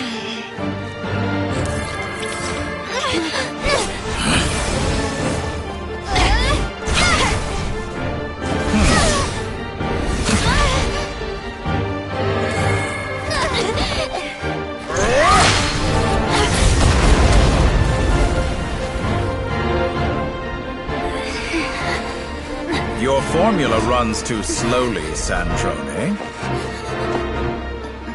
You put your hope for success on others instead of fighting dirty. That is why you have failed. Now, whom should I slay first? Any volunteers? No one? How nice of you to leave the decision to me.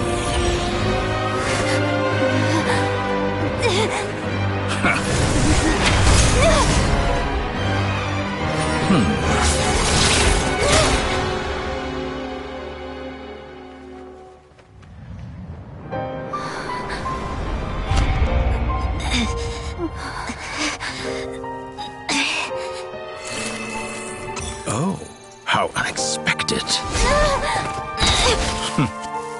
Sandrone, any last words for me, comrade?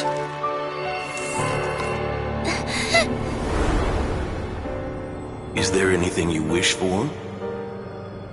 Not really. But I've always known what I don't want. Go to hell, Dottore.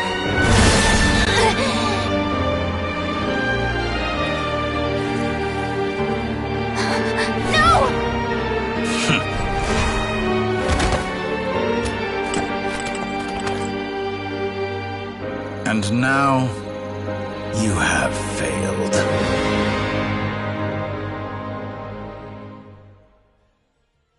Sandrone! Now you see how fragile mechanical contraptions are. Just a gentle tap, and they fall to pieces. However keen of an inventor Sandrone may have been, her death spells the end of the formula that was running inside her body. Of course, I have to commend her for making it this far. As her colleague, I have to admire her stubborn tenacity. Now, it is time for you to take your place by my side. My count was interrupted, but the second chance I extended to you still stands. Once again, you are welcome to join me. By now, I'm sure you have gained a greater appreciation for the power and authority I wield. What is stopping you from embracing a new world of endless possibilities? Not in the mood to talk? As you wish. You seem less talkative than usual today. I'll change the topic to something more apropos. Sandrone was always like this, never trusting anyone, always so reluctant to share her research with them. Objectively speaking, she had her strengths. It is remarkable how she extracted and even optimized the world formula from so much data. But her inability to trust was her undoing. Had she allowed someone else to monitor or run the formula for her, you might still have a chance at victory even now. But regrettably, she was a stubborn fool. As much as it pains me, she had to go. Dottore, maybe this is news to you, but people can change. Columbina surprised you when she escaped, and I think Sandrone would surprise you too. Change? You can twist the truth however you want, but I see it clear as day. You're the one who can't trust other people. Is that how you see me? By this point, what can you hope to do about it?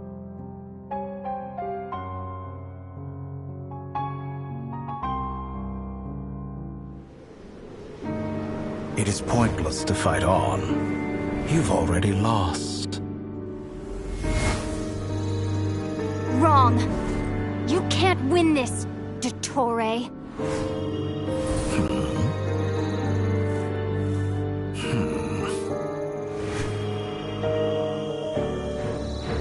What?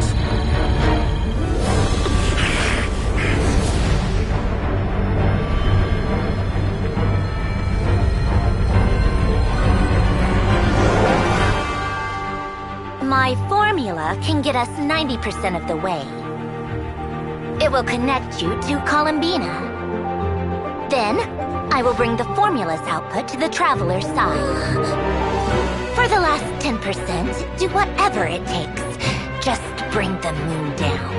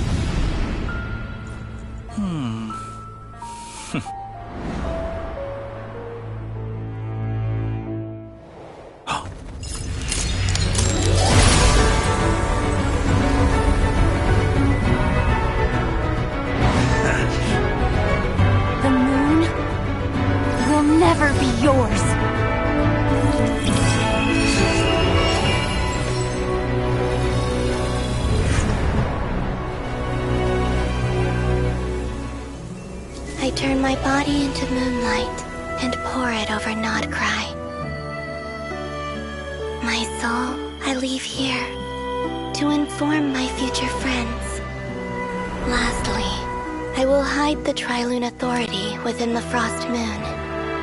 And when my body, soul, and authority are reunited, finally...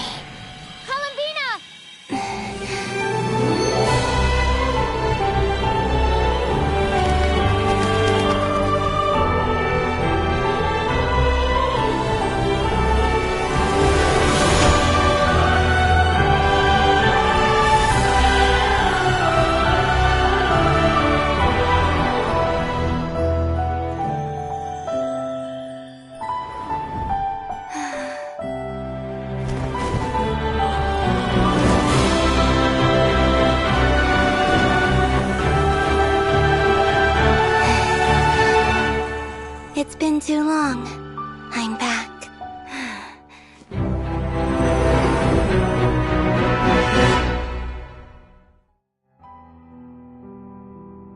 Stay focused on the battle, Traveler. What a touching reunion. Though I personally find myself repulsed by the sight of weaklings huddled together for war.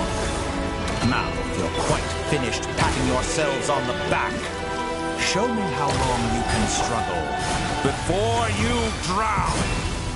Watch out, Columbina! He can manipulate space itself! I know. Wait for the right moment. We'll strike together. Moon's remnant.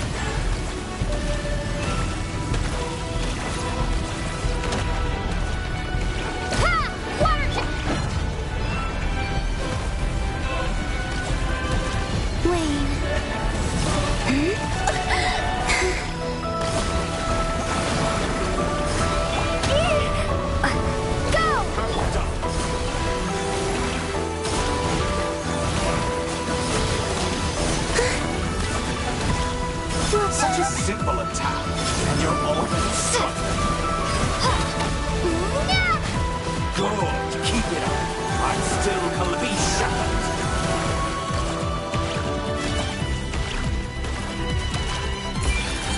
Enough! The first, like an ant in my palm.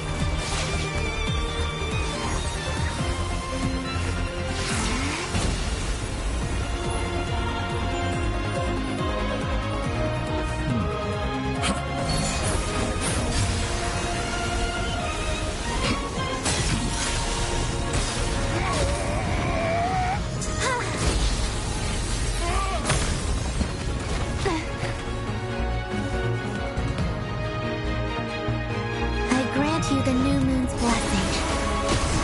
The new moon shines upon you. I am growing. It's over, Dottore!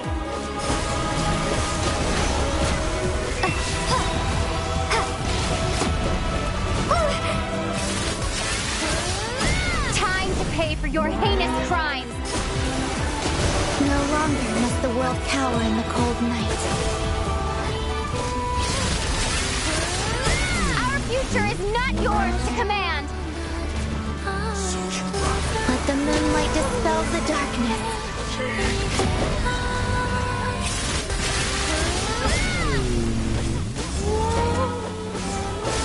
Everlasting as the moon.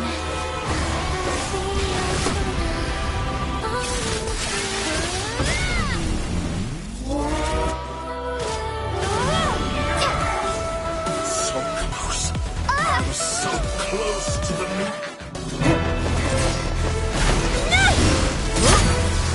Willfully blind. How can you be so satisfied with your fate?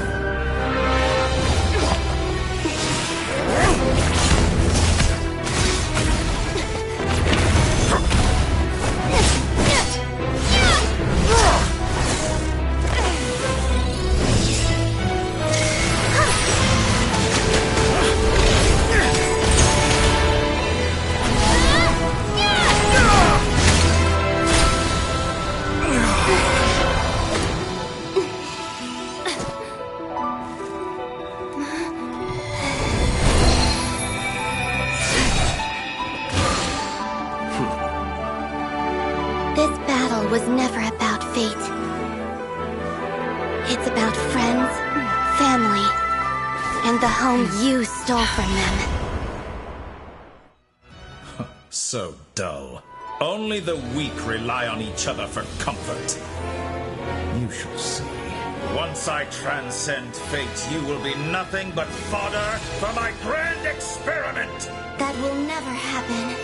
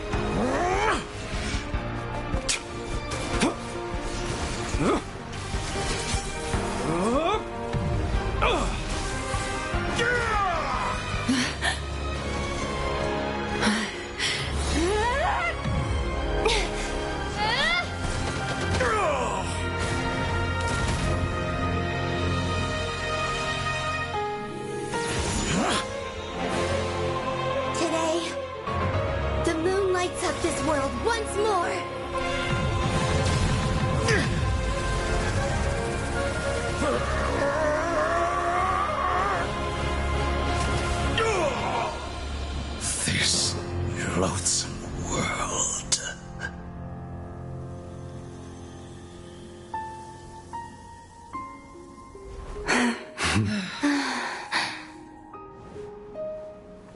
No, this world is our home.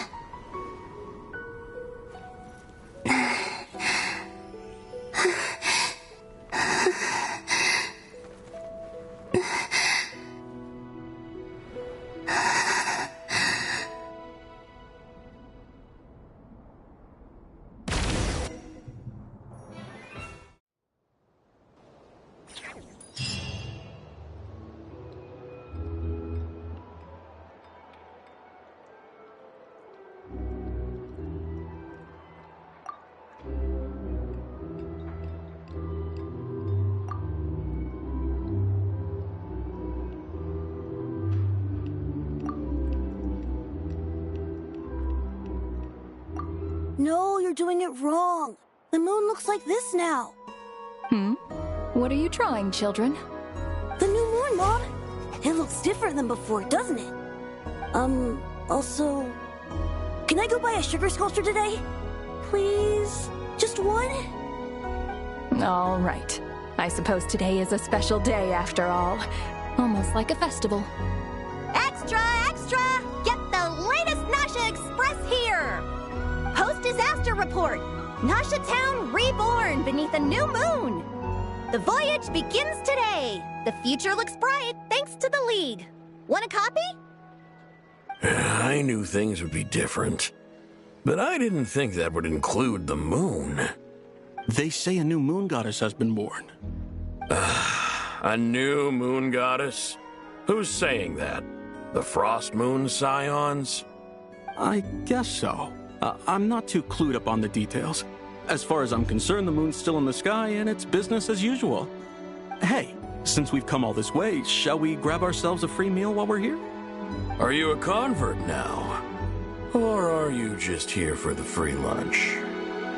Oh, come on. What does it matter? After everything we've all just been through?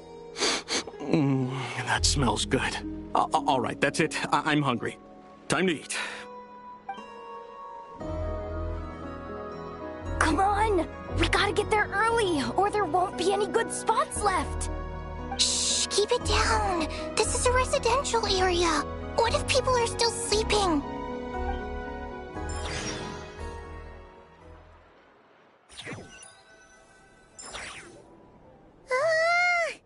Why is it so noisy outside?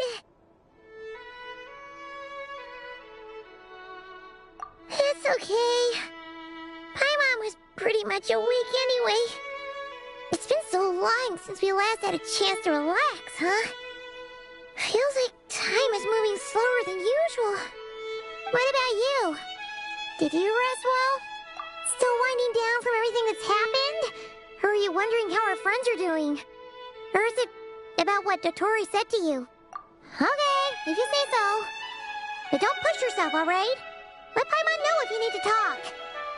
What we just went through was a lot. It's totally normal if you need some time to get back in your groove. Luanatar disappeared after Columbina came back.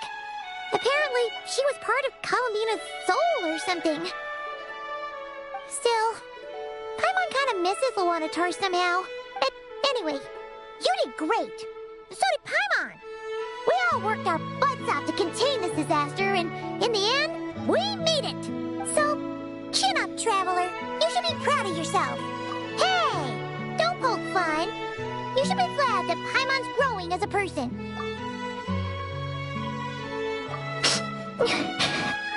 Paimon didn't think you'd mention it.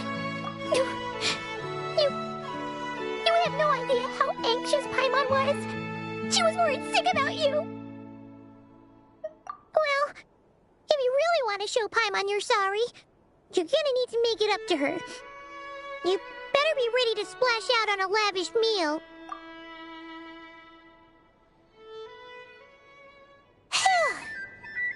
Okay. Paimon's full now. Huh? Oh, well... Hey there, Traveler and Paimon. Good morning. Morning, Yehuda. Here for some breakfast? Oh, I've already eaten. Just need some water. I was mostly worried you might forget what day it was today. So, I came over to remind you. Careful there, Paimon. Too much food will make you drowsy. Don't let anyone catch you hiding at the back and nodding off during the League meeting. You should probably be saying that to Aino. She's the baby of the group, if anyone. True. You know, I'm surprised that all these competing groups are actually coming together to try to solve things together. Definitely a first for Nodcry. Well, nothing like a region-wide calamity to bring people together. After that, surely even the most self-interested people have to realize that going it alone isn't worth the risk, right? Try telling Boss Neff that. She's not exactly convinced that people are gonna get with the program. Really? But if she's so pessimistic about it, why'd she agree to be the Curatorium's representative in the League? Probably 'cause even though Unity sounds like a pretty far-fetched idea, the benefits it would bring make it worth a shot. I think things will work out, though. I swear, Nodcry feels like one big family now with everything that's happened. More than it used to, anyway. Paimon's with you on that one. And it seems like plenty of other people agree, too. Just listen to the bustling streets. All right. Everyone's been rebuilding these last 2 weeks, and the evacuees have been coming back in droves. Life's slowly returning back to normal. Which means my workload's probably gonna shoot back up. Were you about to head out? There's still some time before the ceremony begins, you know. Yeah, we were gonna take a stroll around the square and say hi to some friends first. Sounds good. See you later then.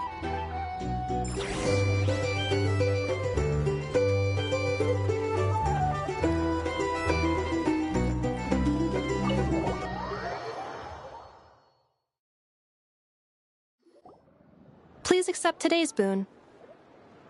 Have a nice day. Are Paimon's eyes deceiving her? Or is that Inepa handing out food for the Frost Moon Scions? Hello there. Would you like a feast of the moon, along with some snacks of the day? So, what's new, Inepa? It was only a few days ago when we last saw you, but it looks like you've joined the Frost Moon Scions in that time. And Aino, too? What are you talking about, Paimon? We're just here to help. Duh. In the wake of the disaster, it's all hands on deck. We responded to Llama's request for support. At times like these, the smallest good deed can inspire others and help them through the hard days ahead. And we're using eggs and heating tubes to make that a reality. In true Kromkake Craft Shop style! Inepa! Did you hear that? The Traveler said I did good. The Traveler! That's because it's true, I know. Proposal. If you can resist eating today's dessert, I will provide you with compliments, too. No way! Well, that proposal got shot down quickly. I need something to get me through the hard times, too, you know. Yes, dear. Go right ahead. Excuse me. Could I take a photo with the robot lady? She helped us get safely out of Notcry, and she helped us get back home too. She's the best. Of course she is. And since I'm the whiz kid who built her, that makes me even better than best, right? But you stole my snacks, though. Oops. Shall we move to the open space near the center? The view there is better. Thank you. Aren't you the better pick for this job, Flint? You underestimate yourself yet again, Master Ilua. Not at all. I rarely come by Nashitown. I don't know any of the big shots here. All in good time. Socializing is a step-by-step journey. But you're much further ahead on that road, aren't you? You're not seeing the full picture. You know the truth now. My friends do not understand my habits. There is no question about it. The Lightkeepers need a representative in the League. Someone who is upright, cares about other people, and can realize their self-worth through group action. You say it like you wouldn't make the cut. I am most flattered that you think I would. Sigh a little less, Master Ilua, and have more faith in yourself. All the Lightkeepers agree that you're a very promising young man. That is precisely why Starshina and Nikita felt safe delegating such important work to you. I'm sure we all also agree that we would sooner die of dehydration than manage to wrangle anything out of you in a discussion. My apologies. I am not in the habit of bringing water with me when I go out. Whatever. I'll take the job. By the way, who else is part of this? Oh, it's quite the who's who of Nodcry. There's the Moon Chanter of the Frostmoon Scions, the boss of the Curatorium of Secrets, a representative of the Voynich Guild, and even someone from the adorable Kromkake craft shop. I'm sure you will find speaking with them to be a genuine pleasure. If you say so. I've never done this work before, so I'm honestly a little scared of making mistakes. But I'll do it. Not only is it our duty as Lightkeepers, but because I want to make Nodcry a more welcoming place. An admirable attitude to take. The beacons are lit, Ilua. We're but one step away from breaking through the blizzard. We have the chance to band together and build our shared homeland into an Elysium. This is unprecedented for Nodcry. An opportunity not to be missed. Yeah. You're right. I'll do my best. Quite a few familiar faces have arrived. Let's go, shall we?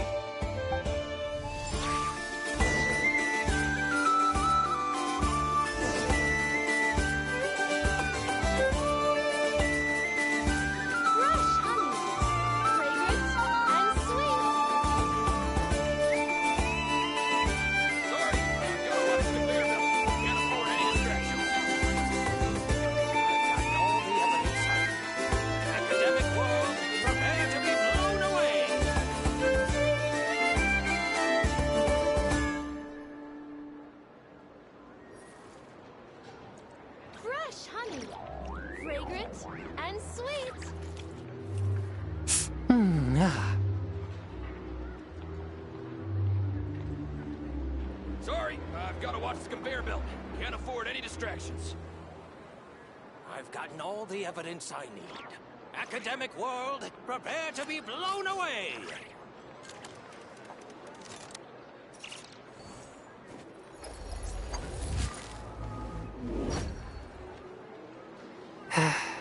Fresh honey, fragrant and sweet.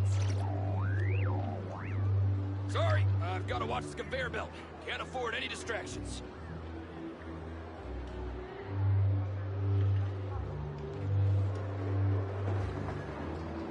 I've gotten all the evidence I need. Heart be pure, evil be erased, mind be purged, world be... I always forget that last part. Sorry, I've got to watch the conveyor belt. Can't afford any distractions. careful.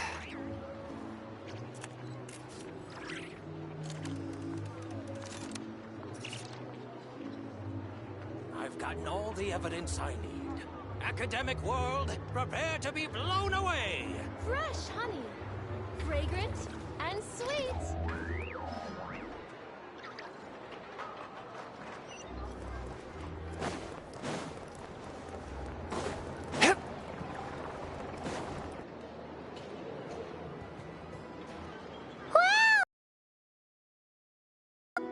You seem well rested. I know no one's asked, but I'm sure you all want to know, so let me just say, we're doing great. Thanks. Well, great, but not Wait, how'd you find out? I'm sure you must be missing Mondstadt after all these years away, Grandmaster. Yeah, you could say that again. Every time I get news from Mondstadt, it makes me want to go back and see the place for myself. Honestly, once things are wrapped up here, I think it'll be time to head back home. Hey, looks like someone's taking the stage. Can everyone see okay? Anyone need a boost? I'll just listen from the back. It's fine. You're taking this pretty seriously, huh, Durin? Well, it's not every day that I get the chance to see how people speak in official settings. Soak it up like a sponge. I'll make sure you get a chance to practice for yourself later down the line. Actually, I know just the thing. You can debrief the Knights of Favonius for me. Mr. Varka, are you forgetting that I'm not a Knight of Favonius? I can knight you. Any particular title you'd like? Is he joking? I really can't tell. You'll have to figure this one out for yourself. It'll be a good learning experience. It is my honor to host the opening ceremony for the League, and to have this opportunity to speak to you all in my capacity as Voynich Guild representative. Could this person also have been pushed onto the big stage by the real big shots? Guess I'm not the only one then. We come here today, having weathered the trials and hardships of yesterday, and having learned from them the importance of unity and cooperation. All right, here we go. Uh-oh, looks like Aino's off in Dreamland already. Wait, Boss is looking kinda drowsy too. What's up with her? Come on, get this speech over with already. Nodcry is our home, the land we rely on for survival. And as we chart a course for the future, may we persevere through the storms ahead as we sail towards a new era of prosperity, freedom, and hope.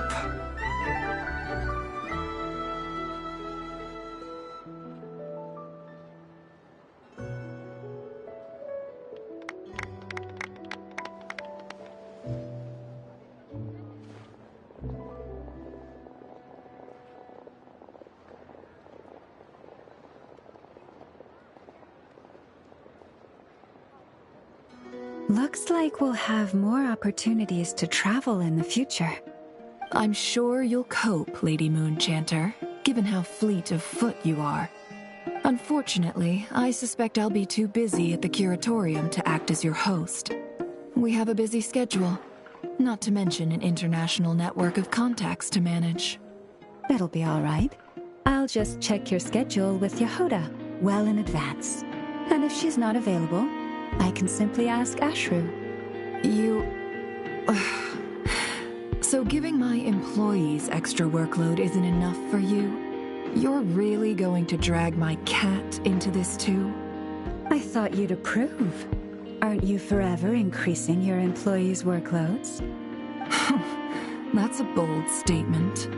Are all the Frostmoon Scions feeling more audacious now that your moon goddess has returned? Columbina's return has brought joy to all who care about her. That includes both you and me. As for the Frostmoon Scions, we are learning how to thrive independently, without relying on the moon goddess. It is up to us to make our home a more livable place.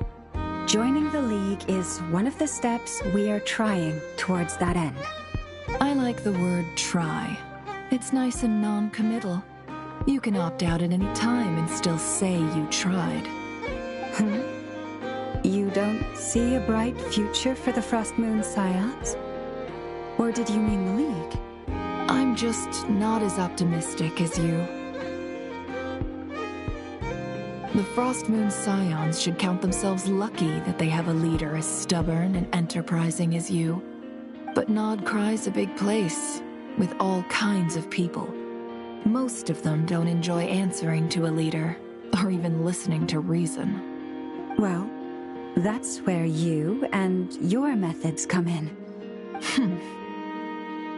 Unless the Curatorium of Secrets is only here for appearances.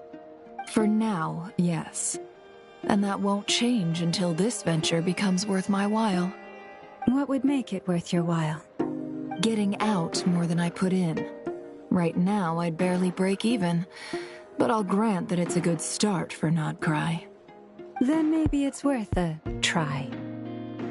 All right, you can stop now. Or do I have to join the Frostmoon Scions before you'll get off my back? You'd be very welcome to join us. Hey, you two! Congrats on all your hard work! What are you chatting about? Nefer was trying to dissuade me from adding to her employees' workload. Also, she's considering joining the Frostmoon Scions. Sorry, what? Your conversations are always the most interesting.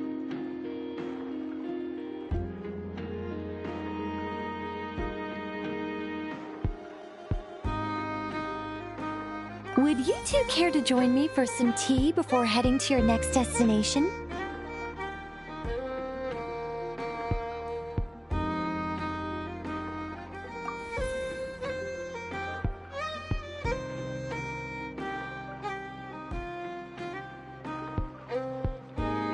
Nicole? Wait, where are you? Aren't you gonna show up today? Sadly not. I'm otherwise occupied right now. I'm sorry, Paimon. I can hear how disappointed you are. If it's any consolation, let me say that how things appear on the surface is a far cry from what they are at their core.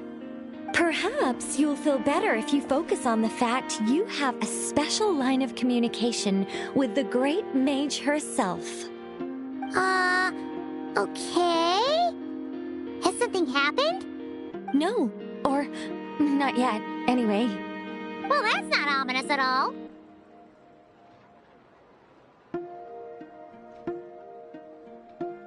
Just think of this as a general check-in to make sure this communication system is still running smoothly. Besides, it's good to chat once in a while if we want to maintain our friendship. You could have just said so. Paimon got all worked up for nothing. Still, the best friendships are built through face-to-face interaction, you know.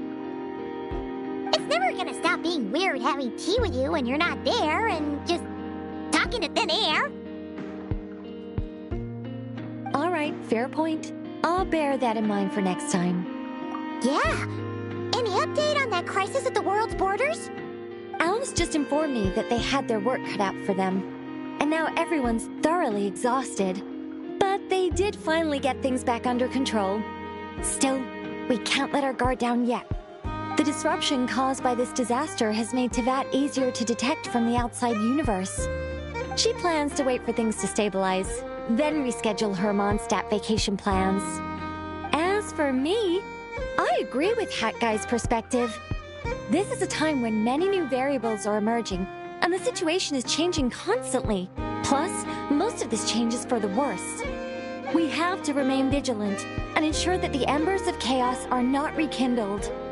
I did notice that the energy in Nodcry changed somewhat after the War of Funerary Flame, but since it was still aligned with the Light Realm, I never gave it a second thought. It looks like I'll have to examine the connections between phenomena I observe more closely in the future. Just doing my duty. It's more or less second nature by now. Of course, to give you the full picture, I'd have to start with the substance from which angels were formed. Never mind. Paimon's right. Showing off my knowledge would be much more satisfying in person. By the way, you did receive the gifts from the Hexen Circle, yes? I'm not trying to claim credit or anything, but my pride demands that I at least mention it. They're quite similar to the protective talisman that Alice gave Dory, but with some very special enhancements. Oh! So that's what kept our friends safe when Dotori trapped them. Indeed. We went to great lengths to make sure they were invisible to his eyes.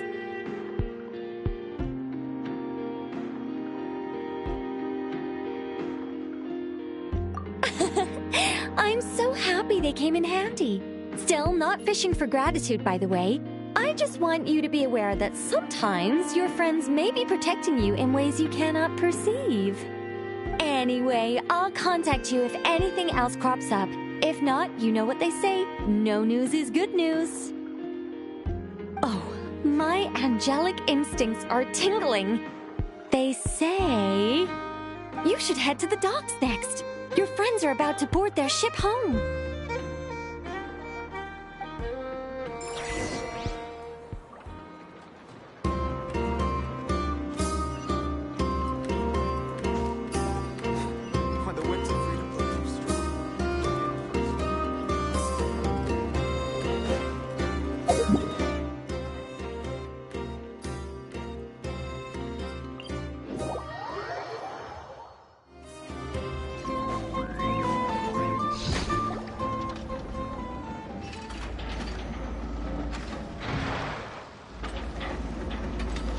You're here. You're here too, Hat Guy! Are you heading back together? No. I'm bound for Sumeru, and she for Fontaine. We just happened to cross paths at the harbor. Everything seems fine. Sandrone may have an abominable temper, but she's always been very responsible with important calculations, and things entrusted to her by valued friends. You always speak as if you know us inside out, Mr. Hat Guy. Maybe I'm just a good judge of character. I certainly hope that's all there is to it. Regardless, you have been a significant help in this matter. For that, you have my gratitude. I didn't do anything special. Sandrone's the one who completed a seemingly impossible formula and turned the tide of the entire battle, even giving her life in the process. She's the one we should be thanking. Even we were unaware that Sandrone had hidden the real formula inside Polonia's body. She managed to fool Dottore into thinking the formula was running in her system by installing an identical-looking decoy within her. She probably realized that she didn't have the strength to stop Dottore. But this way, she could at least get him to lower his guard. She always worked like that. Always had a backup plan.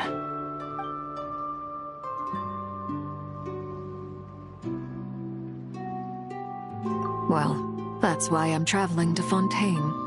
She made a request of me long ago, and the time has come to fulfill it.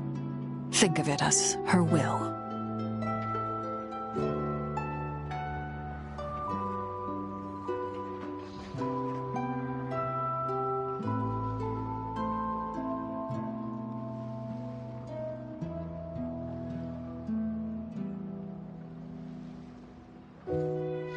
She said that should she ever fail in a mission, she'd like me to deliver her core and Polonia's to the Fontaine Research Institute. She also mentioned that she had made arrangements for people there to set her affairs in order. Some of her personal effects, such as her notes, were left to me. I've decided to take them back to the House of the Hearth, for safekeeping primarily, but also as mementos, I suppose. However, there is one book among them that I'd like to leave in your care. I'll have someone deliver it to your residence at the flagship at a later date. No, I was specifically warned not to tell her. This is her last wish, and I will abide by it. I can only hope so, but none of us here can know for certain.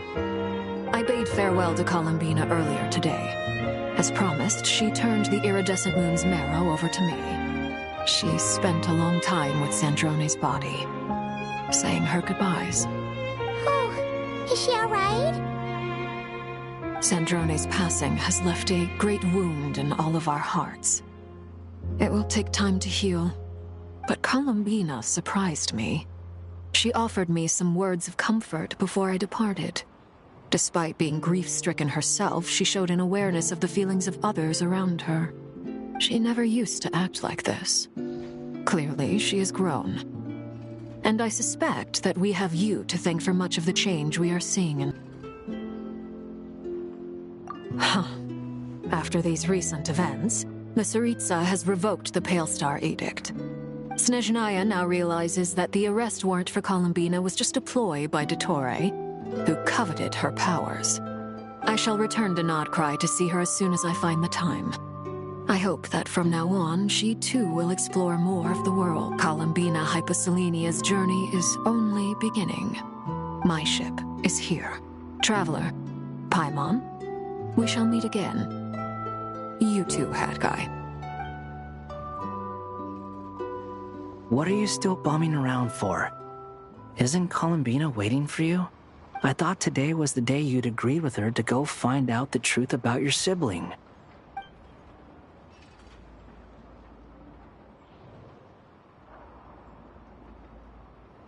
You're afraid you won't like the truth when you see it. Well, this is new. I was starting to think that nothing could scare you. Don't say that! Wouldn't you be if you were in this situation? Fair point. But I'd say I have more experience facing up to unpleasant truths than the Traveler. They say blood's thicker than water. I know how much you need your family back. More than you need any of your friends. And I'm sure that all your real friends understand that too. No matter what the truth turns out to be, they will stick by you and support you, whatever decision you make. Finding the truth is important. But more important still is what you choose to do once you've found it. At least, that's the life lesson I've learned from my experience, grappling with the truth.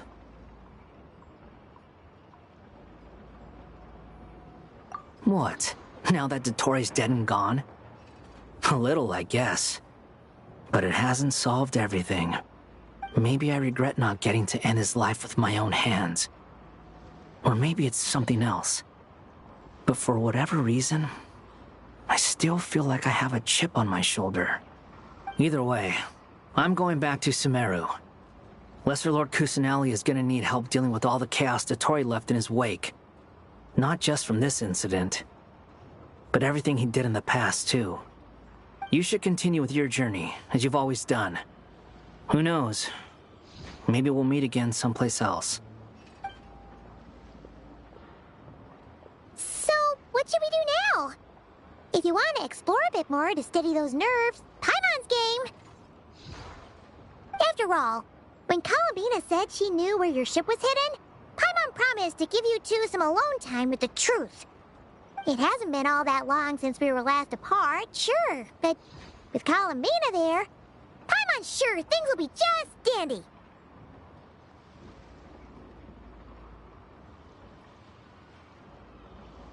Ain't no biggie.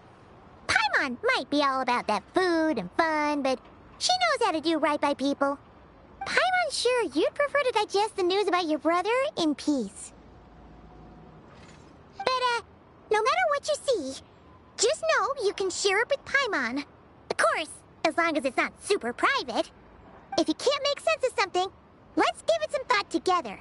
And even if we both can't figure it out, Paimon can at least treat you to a nice meal.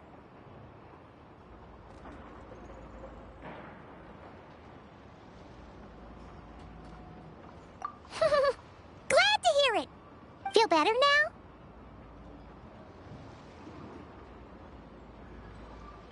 Alrighty. Next up, time to meet with Columbina.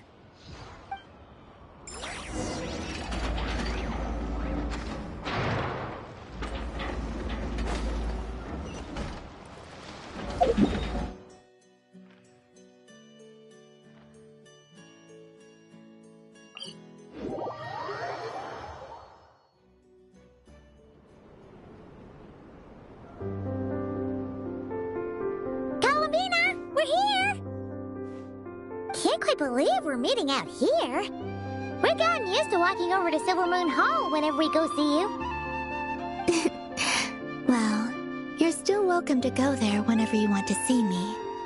It's just, now that it's all over, I've decided to make some changes. Try and fit in with the Frostmoon Scions, like Llama suggested.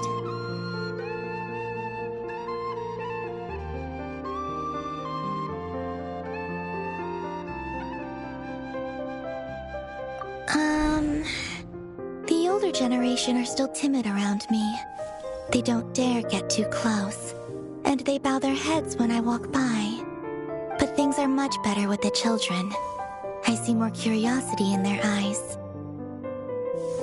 Hopefully, by the time the next Moon Prayer Night comes around, I can enjoy the festival with them as myself, without having to pretend that I'm only dressed up as the Moon Goddess. You'll do fine, Columbina. Paimon's sure they'll realize you're super nice once they get to know you better. You really think so? When we first met, you thought I was a little up in the clouds. We were just starting out then, come on! So Llama told you, huh? I'm only teasing. I know that I have you to thank for pulling me back down to solid ground. It feels good to finally stand firm on the earth where I was born. Oh, that's great!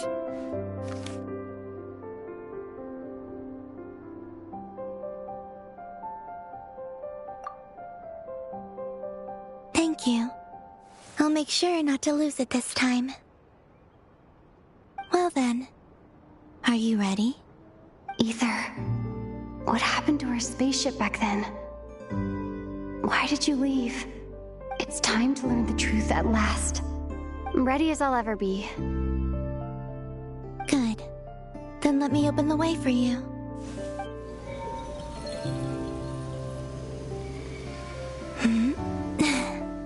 Where does this lead? To our shared destination. Huh? Do you remember me telling you about my missing prologue back when we just met? I said that my story began on the moon. But while I was inside the moon's reflection, I realized that my prologue was really hidden in the future. I just had yet to discover it at that point. The story of the time before I was born was in fact the story of my distant future. It's truly fascinating. But when I obtained the Trilunar Authority and returned to our present reality, I sensed something I hadn't expected. Your prologue. So you mean... Yes, your spaceship. All this time, it has been hidden on the Frost Moon, which lay beyond the sky.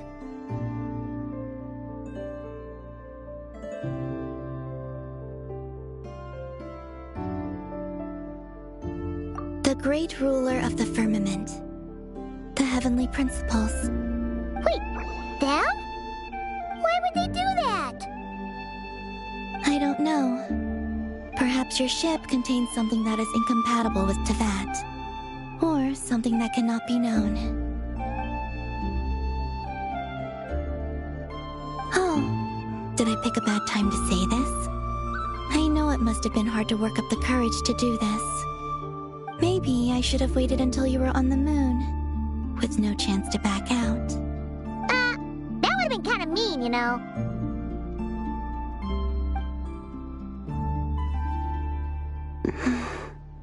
Take me there. Oh? Whatever is hiding in that ship, it belongs to me and Ether. Those memories belong to us. No one else has the right to decide whether I should or shouldn't know about it. Not even the heavenly principles. Very well. Then let's go. You two take care, all right? And don't forget to come back soon! Rest Rest assured, Paimon. We will. Traveler, after you.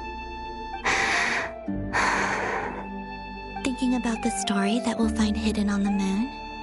Yes. And hoping that it has a happy ending. Stories like that don't exist, you know?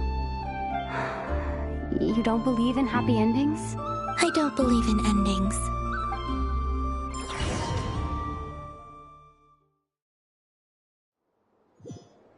Where am I? This is the pathway I built between Teyvat and the Frost Moon. The moon is very far away from us, so it could be a long journey.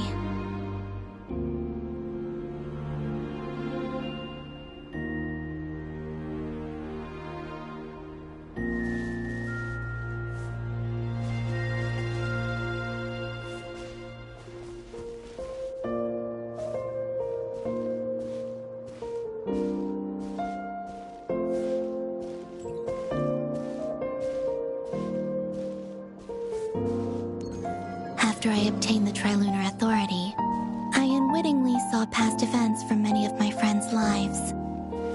One was Lauma. She was so young when they chose her to be the Moon Chanter.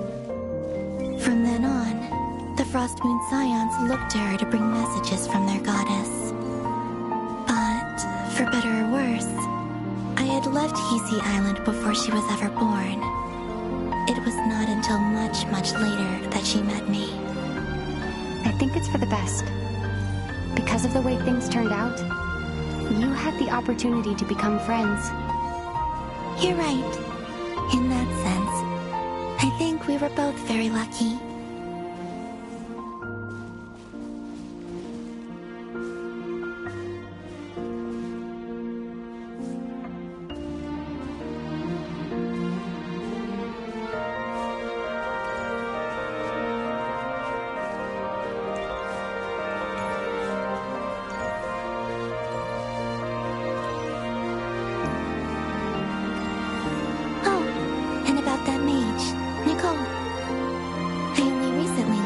She has lived in Teyvat since the time of the Three Moon Sisters.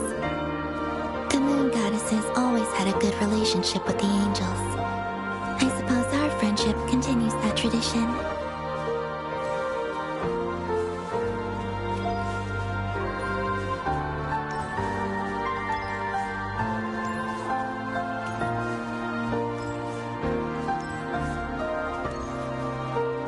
And then there's Sandrone.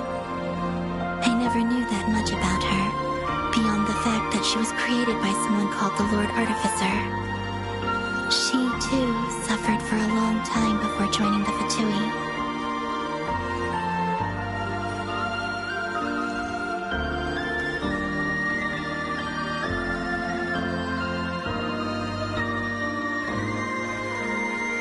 How I wish I could talk to her again. Even if only to hear her say nasty things to me.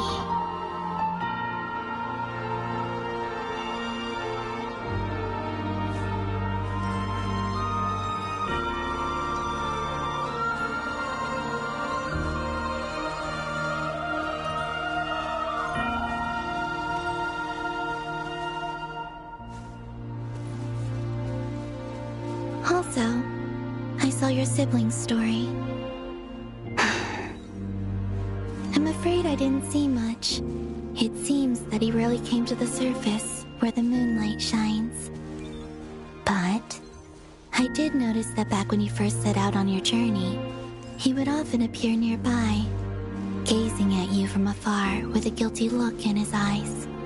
Aether...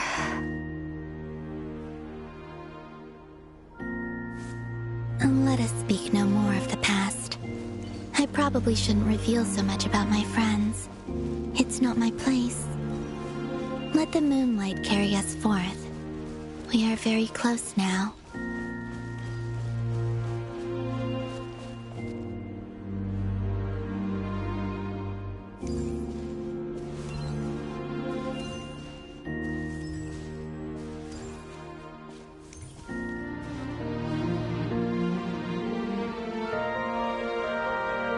After this, I'd like to bring some Kuhenki to the moon as well.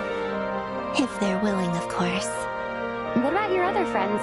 Will you bring them to visit too? Certainly.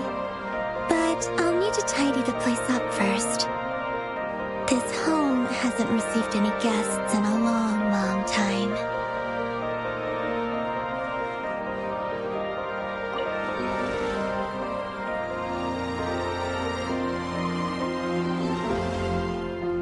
I remember writing something similar with you on Moonprayer Night.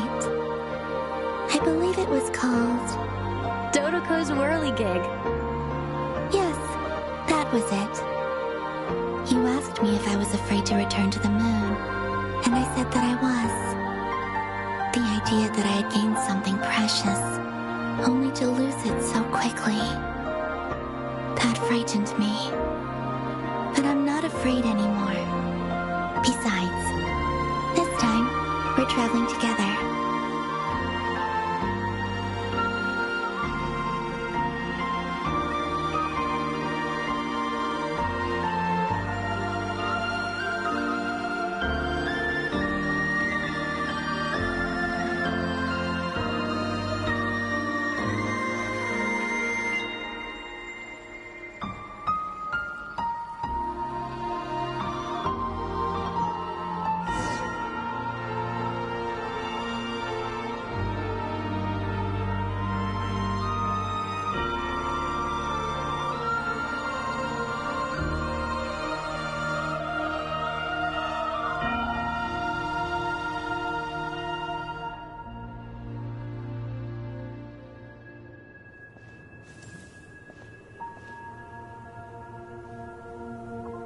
We're here.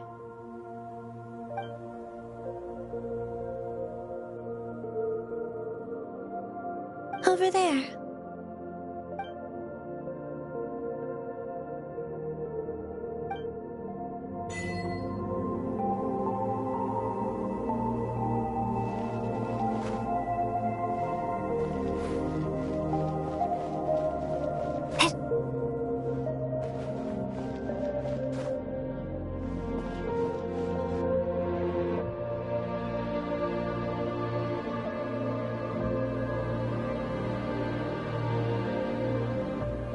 Our spaceship.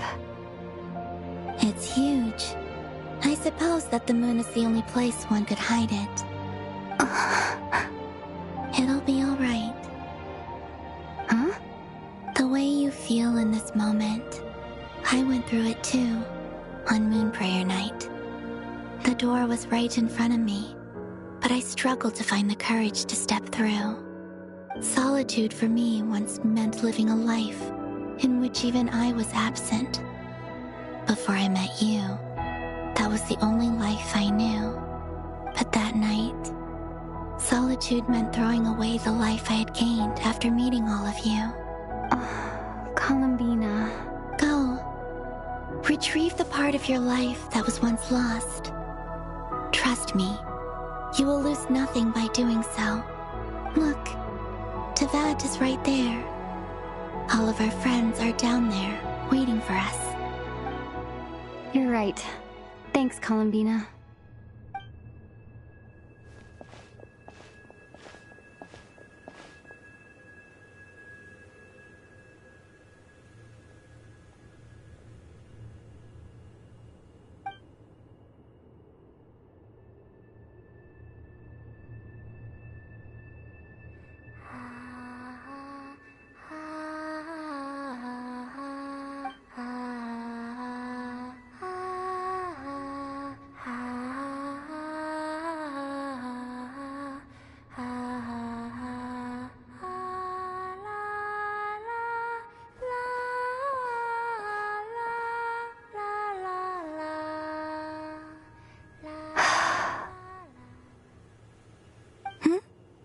Finished?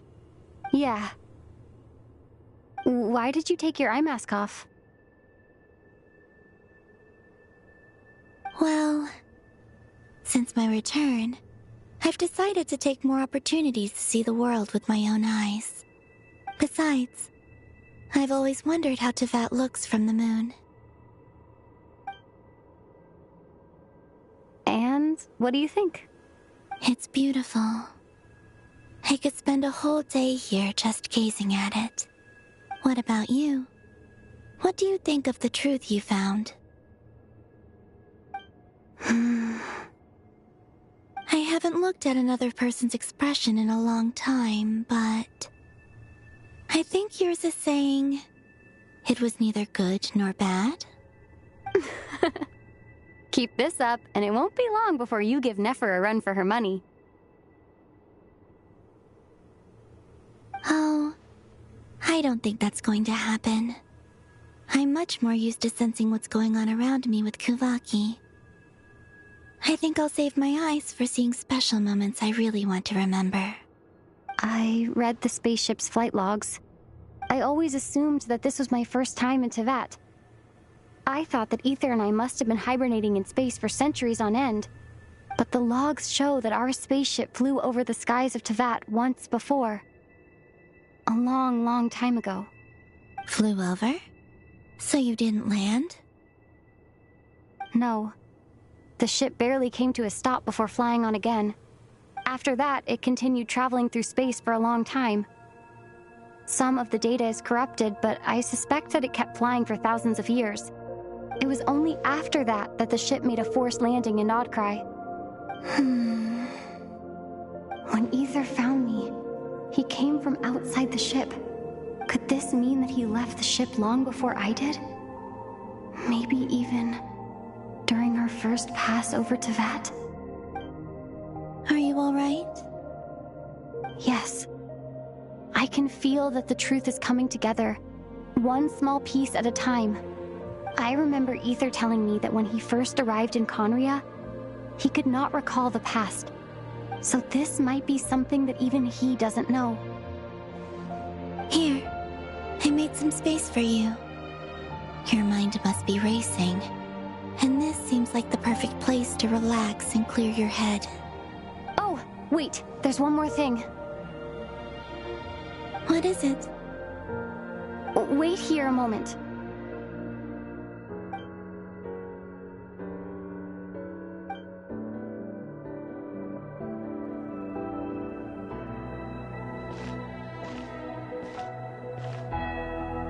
Hey, Columbina.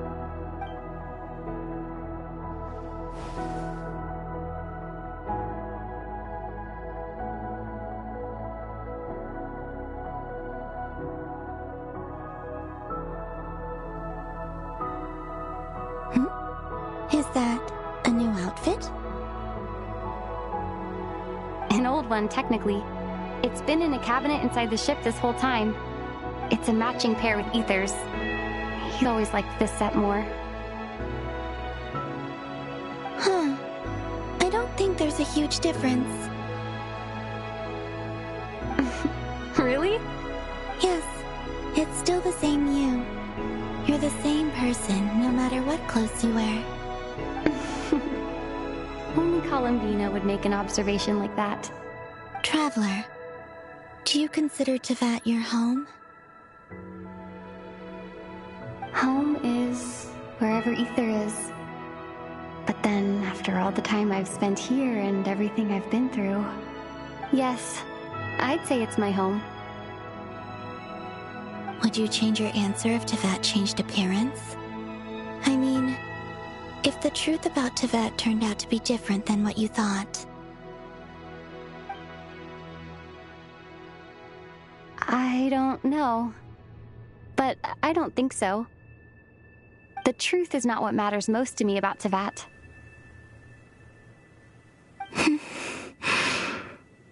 When I was first born, I longed for a home. And when you get something before you're mature enough to understand the world, you just take it at face value. I thought that a home was a transaction. You give me what I want, and I'll do the same for you. But you and your friends taught me what a true home should look like. You never asked for anything, yet you gave so generously to me. That's because your friendship matters to us. It was worth it. In the past, I thought that my birth in Nodcry must have been a mistake. But after journeying to the distant past where the story began, I realized that it was I who chose Nodcry to be my future home. Now, I am glad that I made that choice. I'm sure your friends are just as glad. In fact, I intend to make the same choice today as I did back then. What do you mean? Well, I've given the Eternal Moon's Marrow to Lauma, and the Iridescent Moon's Marrow to Arlecchino. And now, I shall return my Kuvaki to Nodcry again, that it may continue to protect my chosen home. Wait, but what about your body? Oh, are you worried that I'll disappear again? I won't. Not this time.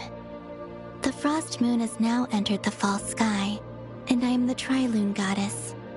I am only returning to Nodcry the part of me that it needs.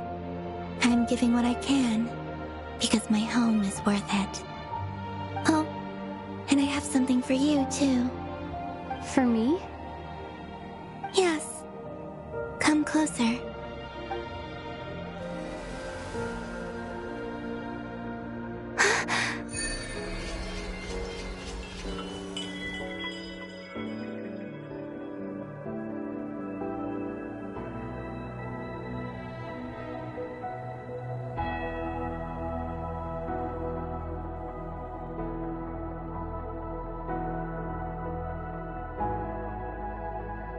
What was that? I lifted some of the restrictions this world placed on you. I trust this will help in your future adventures. My power. It feels like it's grown. I can use the elements more freely now. Thank you. This will be a great help. You're welcome. I see you as family, and after everything you've done for me, In fact, no. It's not because I owe you. It's because you're worth it. Here, this flower is for you.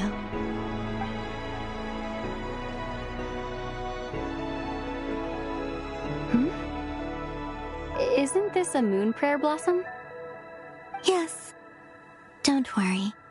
You will never see these flowers lose their color again. I'm finally discovering the joy of giving. How I wish I'd learned this sooner.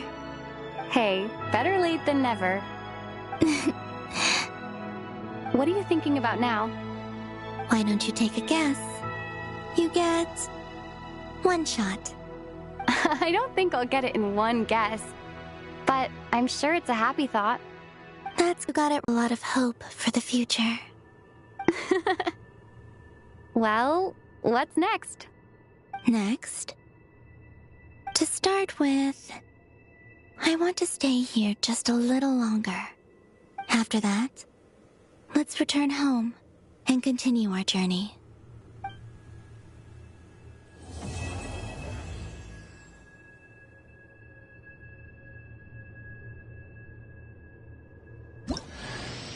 These clothes bring back so many memories.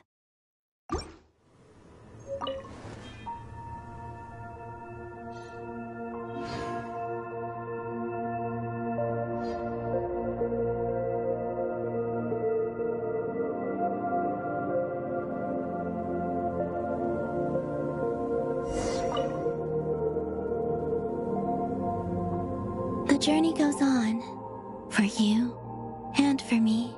Like I said, this is not the end. I don't believe there has to be an ending. Oh, is that your next destination? Most people would probably tell you to pack some warm clothes. But I experience things differently than most people, so I can't know how cold it is. In fact, it is home to quite a wondrous heat source. I think they call it Kreshnik's torch. Every city in Snezhnaya is built around one of those. I sensed the energy it gave off as I was passing by on a railway train. It felt grand and distant. I also recommend the Korolievsky troupe in Snezhnograd. They give performances quite regularly, and entry was free for harbingers. I liked them a lot.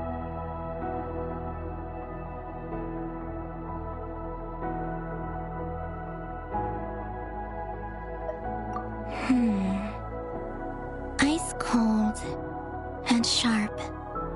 Crystal clear in some ways, yet profoundly unfathomable in others. Like the thick layer of ice on top of a frozen lake. That's just the impression that Tsaritsa gives me. I was never able to glimpse what truly lies beneath that icy exterior. In fact, I don't think the people of Snezhnaya even know what kind of power their god wields. Maybe that's because the Tsaritsa herself has never acknowledged, nor accepted that power.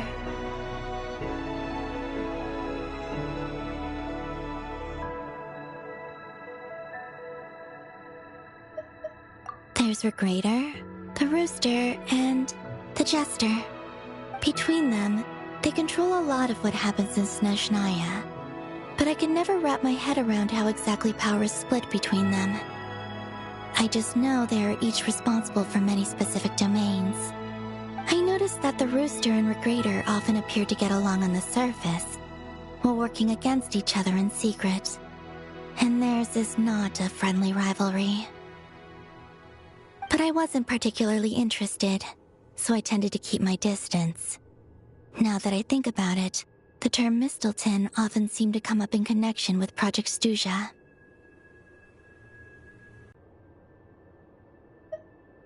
There's Regrator, the Rooster, and the Jester.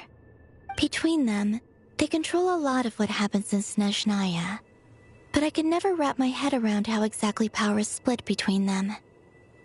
I just know they are each responsible for many specific domains. I noticed that the Rooster and Regrator often appear to get along on the surface, while working against each other in secret. And theirs is not a friendly rivalry. But I wasn't particularly interested, so I tended to keep my distance. Now that I think about it, the term Mistelton often seemed to come up in connection with Project Stuja. Once things settle down in Notcry, I'd like to explore the world beyond Snezhnaya. You've told me so many stories about the other places you've been to, and all the friends you've made there. I'm curious to visit those nations and see them for myself. It would also help me learn more about the journey that has made you into the person you are today.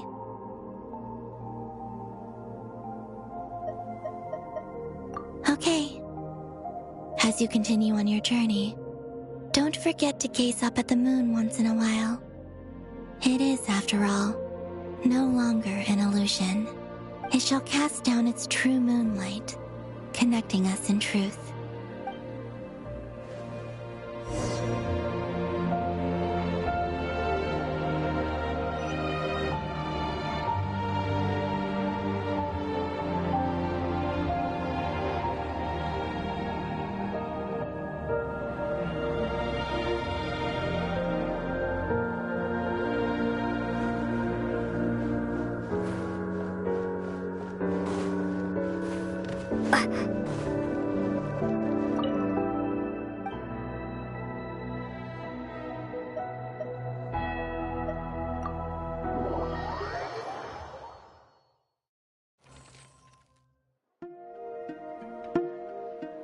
To Jean, acting Grand Master of the Knights of Favonius. This preamble is such a pain to write. It's probably high time we got rid of this acting business. I trust that Dern has updated you all on recent events. Hope we didn't worry you too much. The good news is, we managed to come together and put a stop to the Doctor's evil schemes. With that, I think it's safe to say that Notcry is finally out of the woods. As for the Fatui, not counting the Damselette, aka the Moon Goddess, who has left their organization, we found ourselves allied in this instance with both the Knave and Marionette. May she rest in peace. As ever, we find ourselves better off for making friends rather than enemies. But until we can ascertain the Tsaritsa's true intentions, the future remains uncertain. In a short while... Wait... How am I meant to surprise everyone if I tell them in the letter that I'm heading home? Well, that would be a huge waste.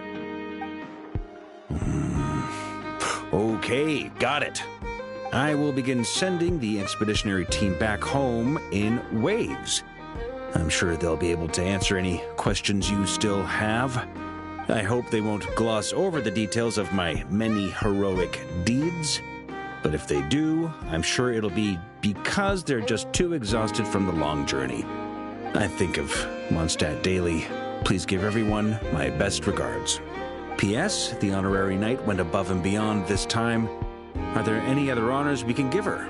I'll leave it with you. P.P.S. Please be extra nice to Klee for the foreseeable future. I cashed in on the last favor that the Hexenzirkel owed us, so we need to earn some more goodwill. If there's any serious problems, feel free to stick me in solitary confinement when I get back. I'll do the time for her.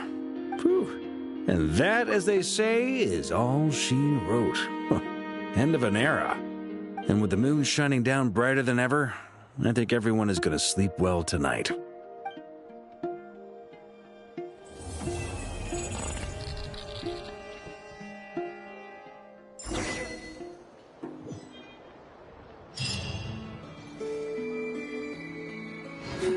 Are the winds of freedom blow too strong? We're in for a storm.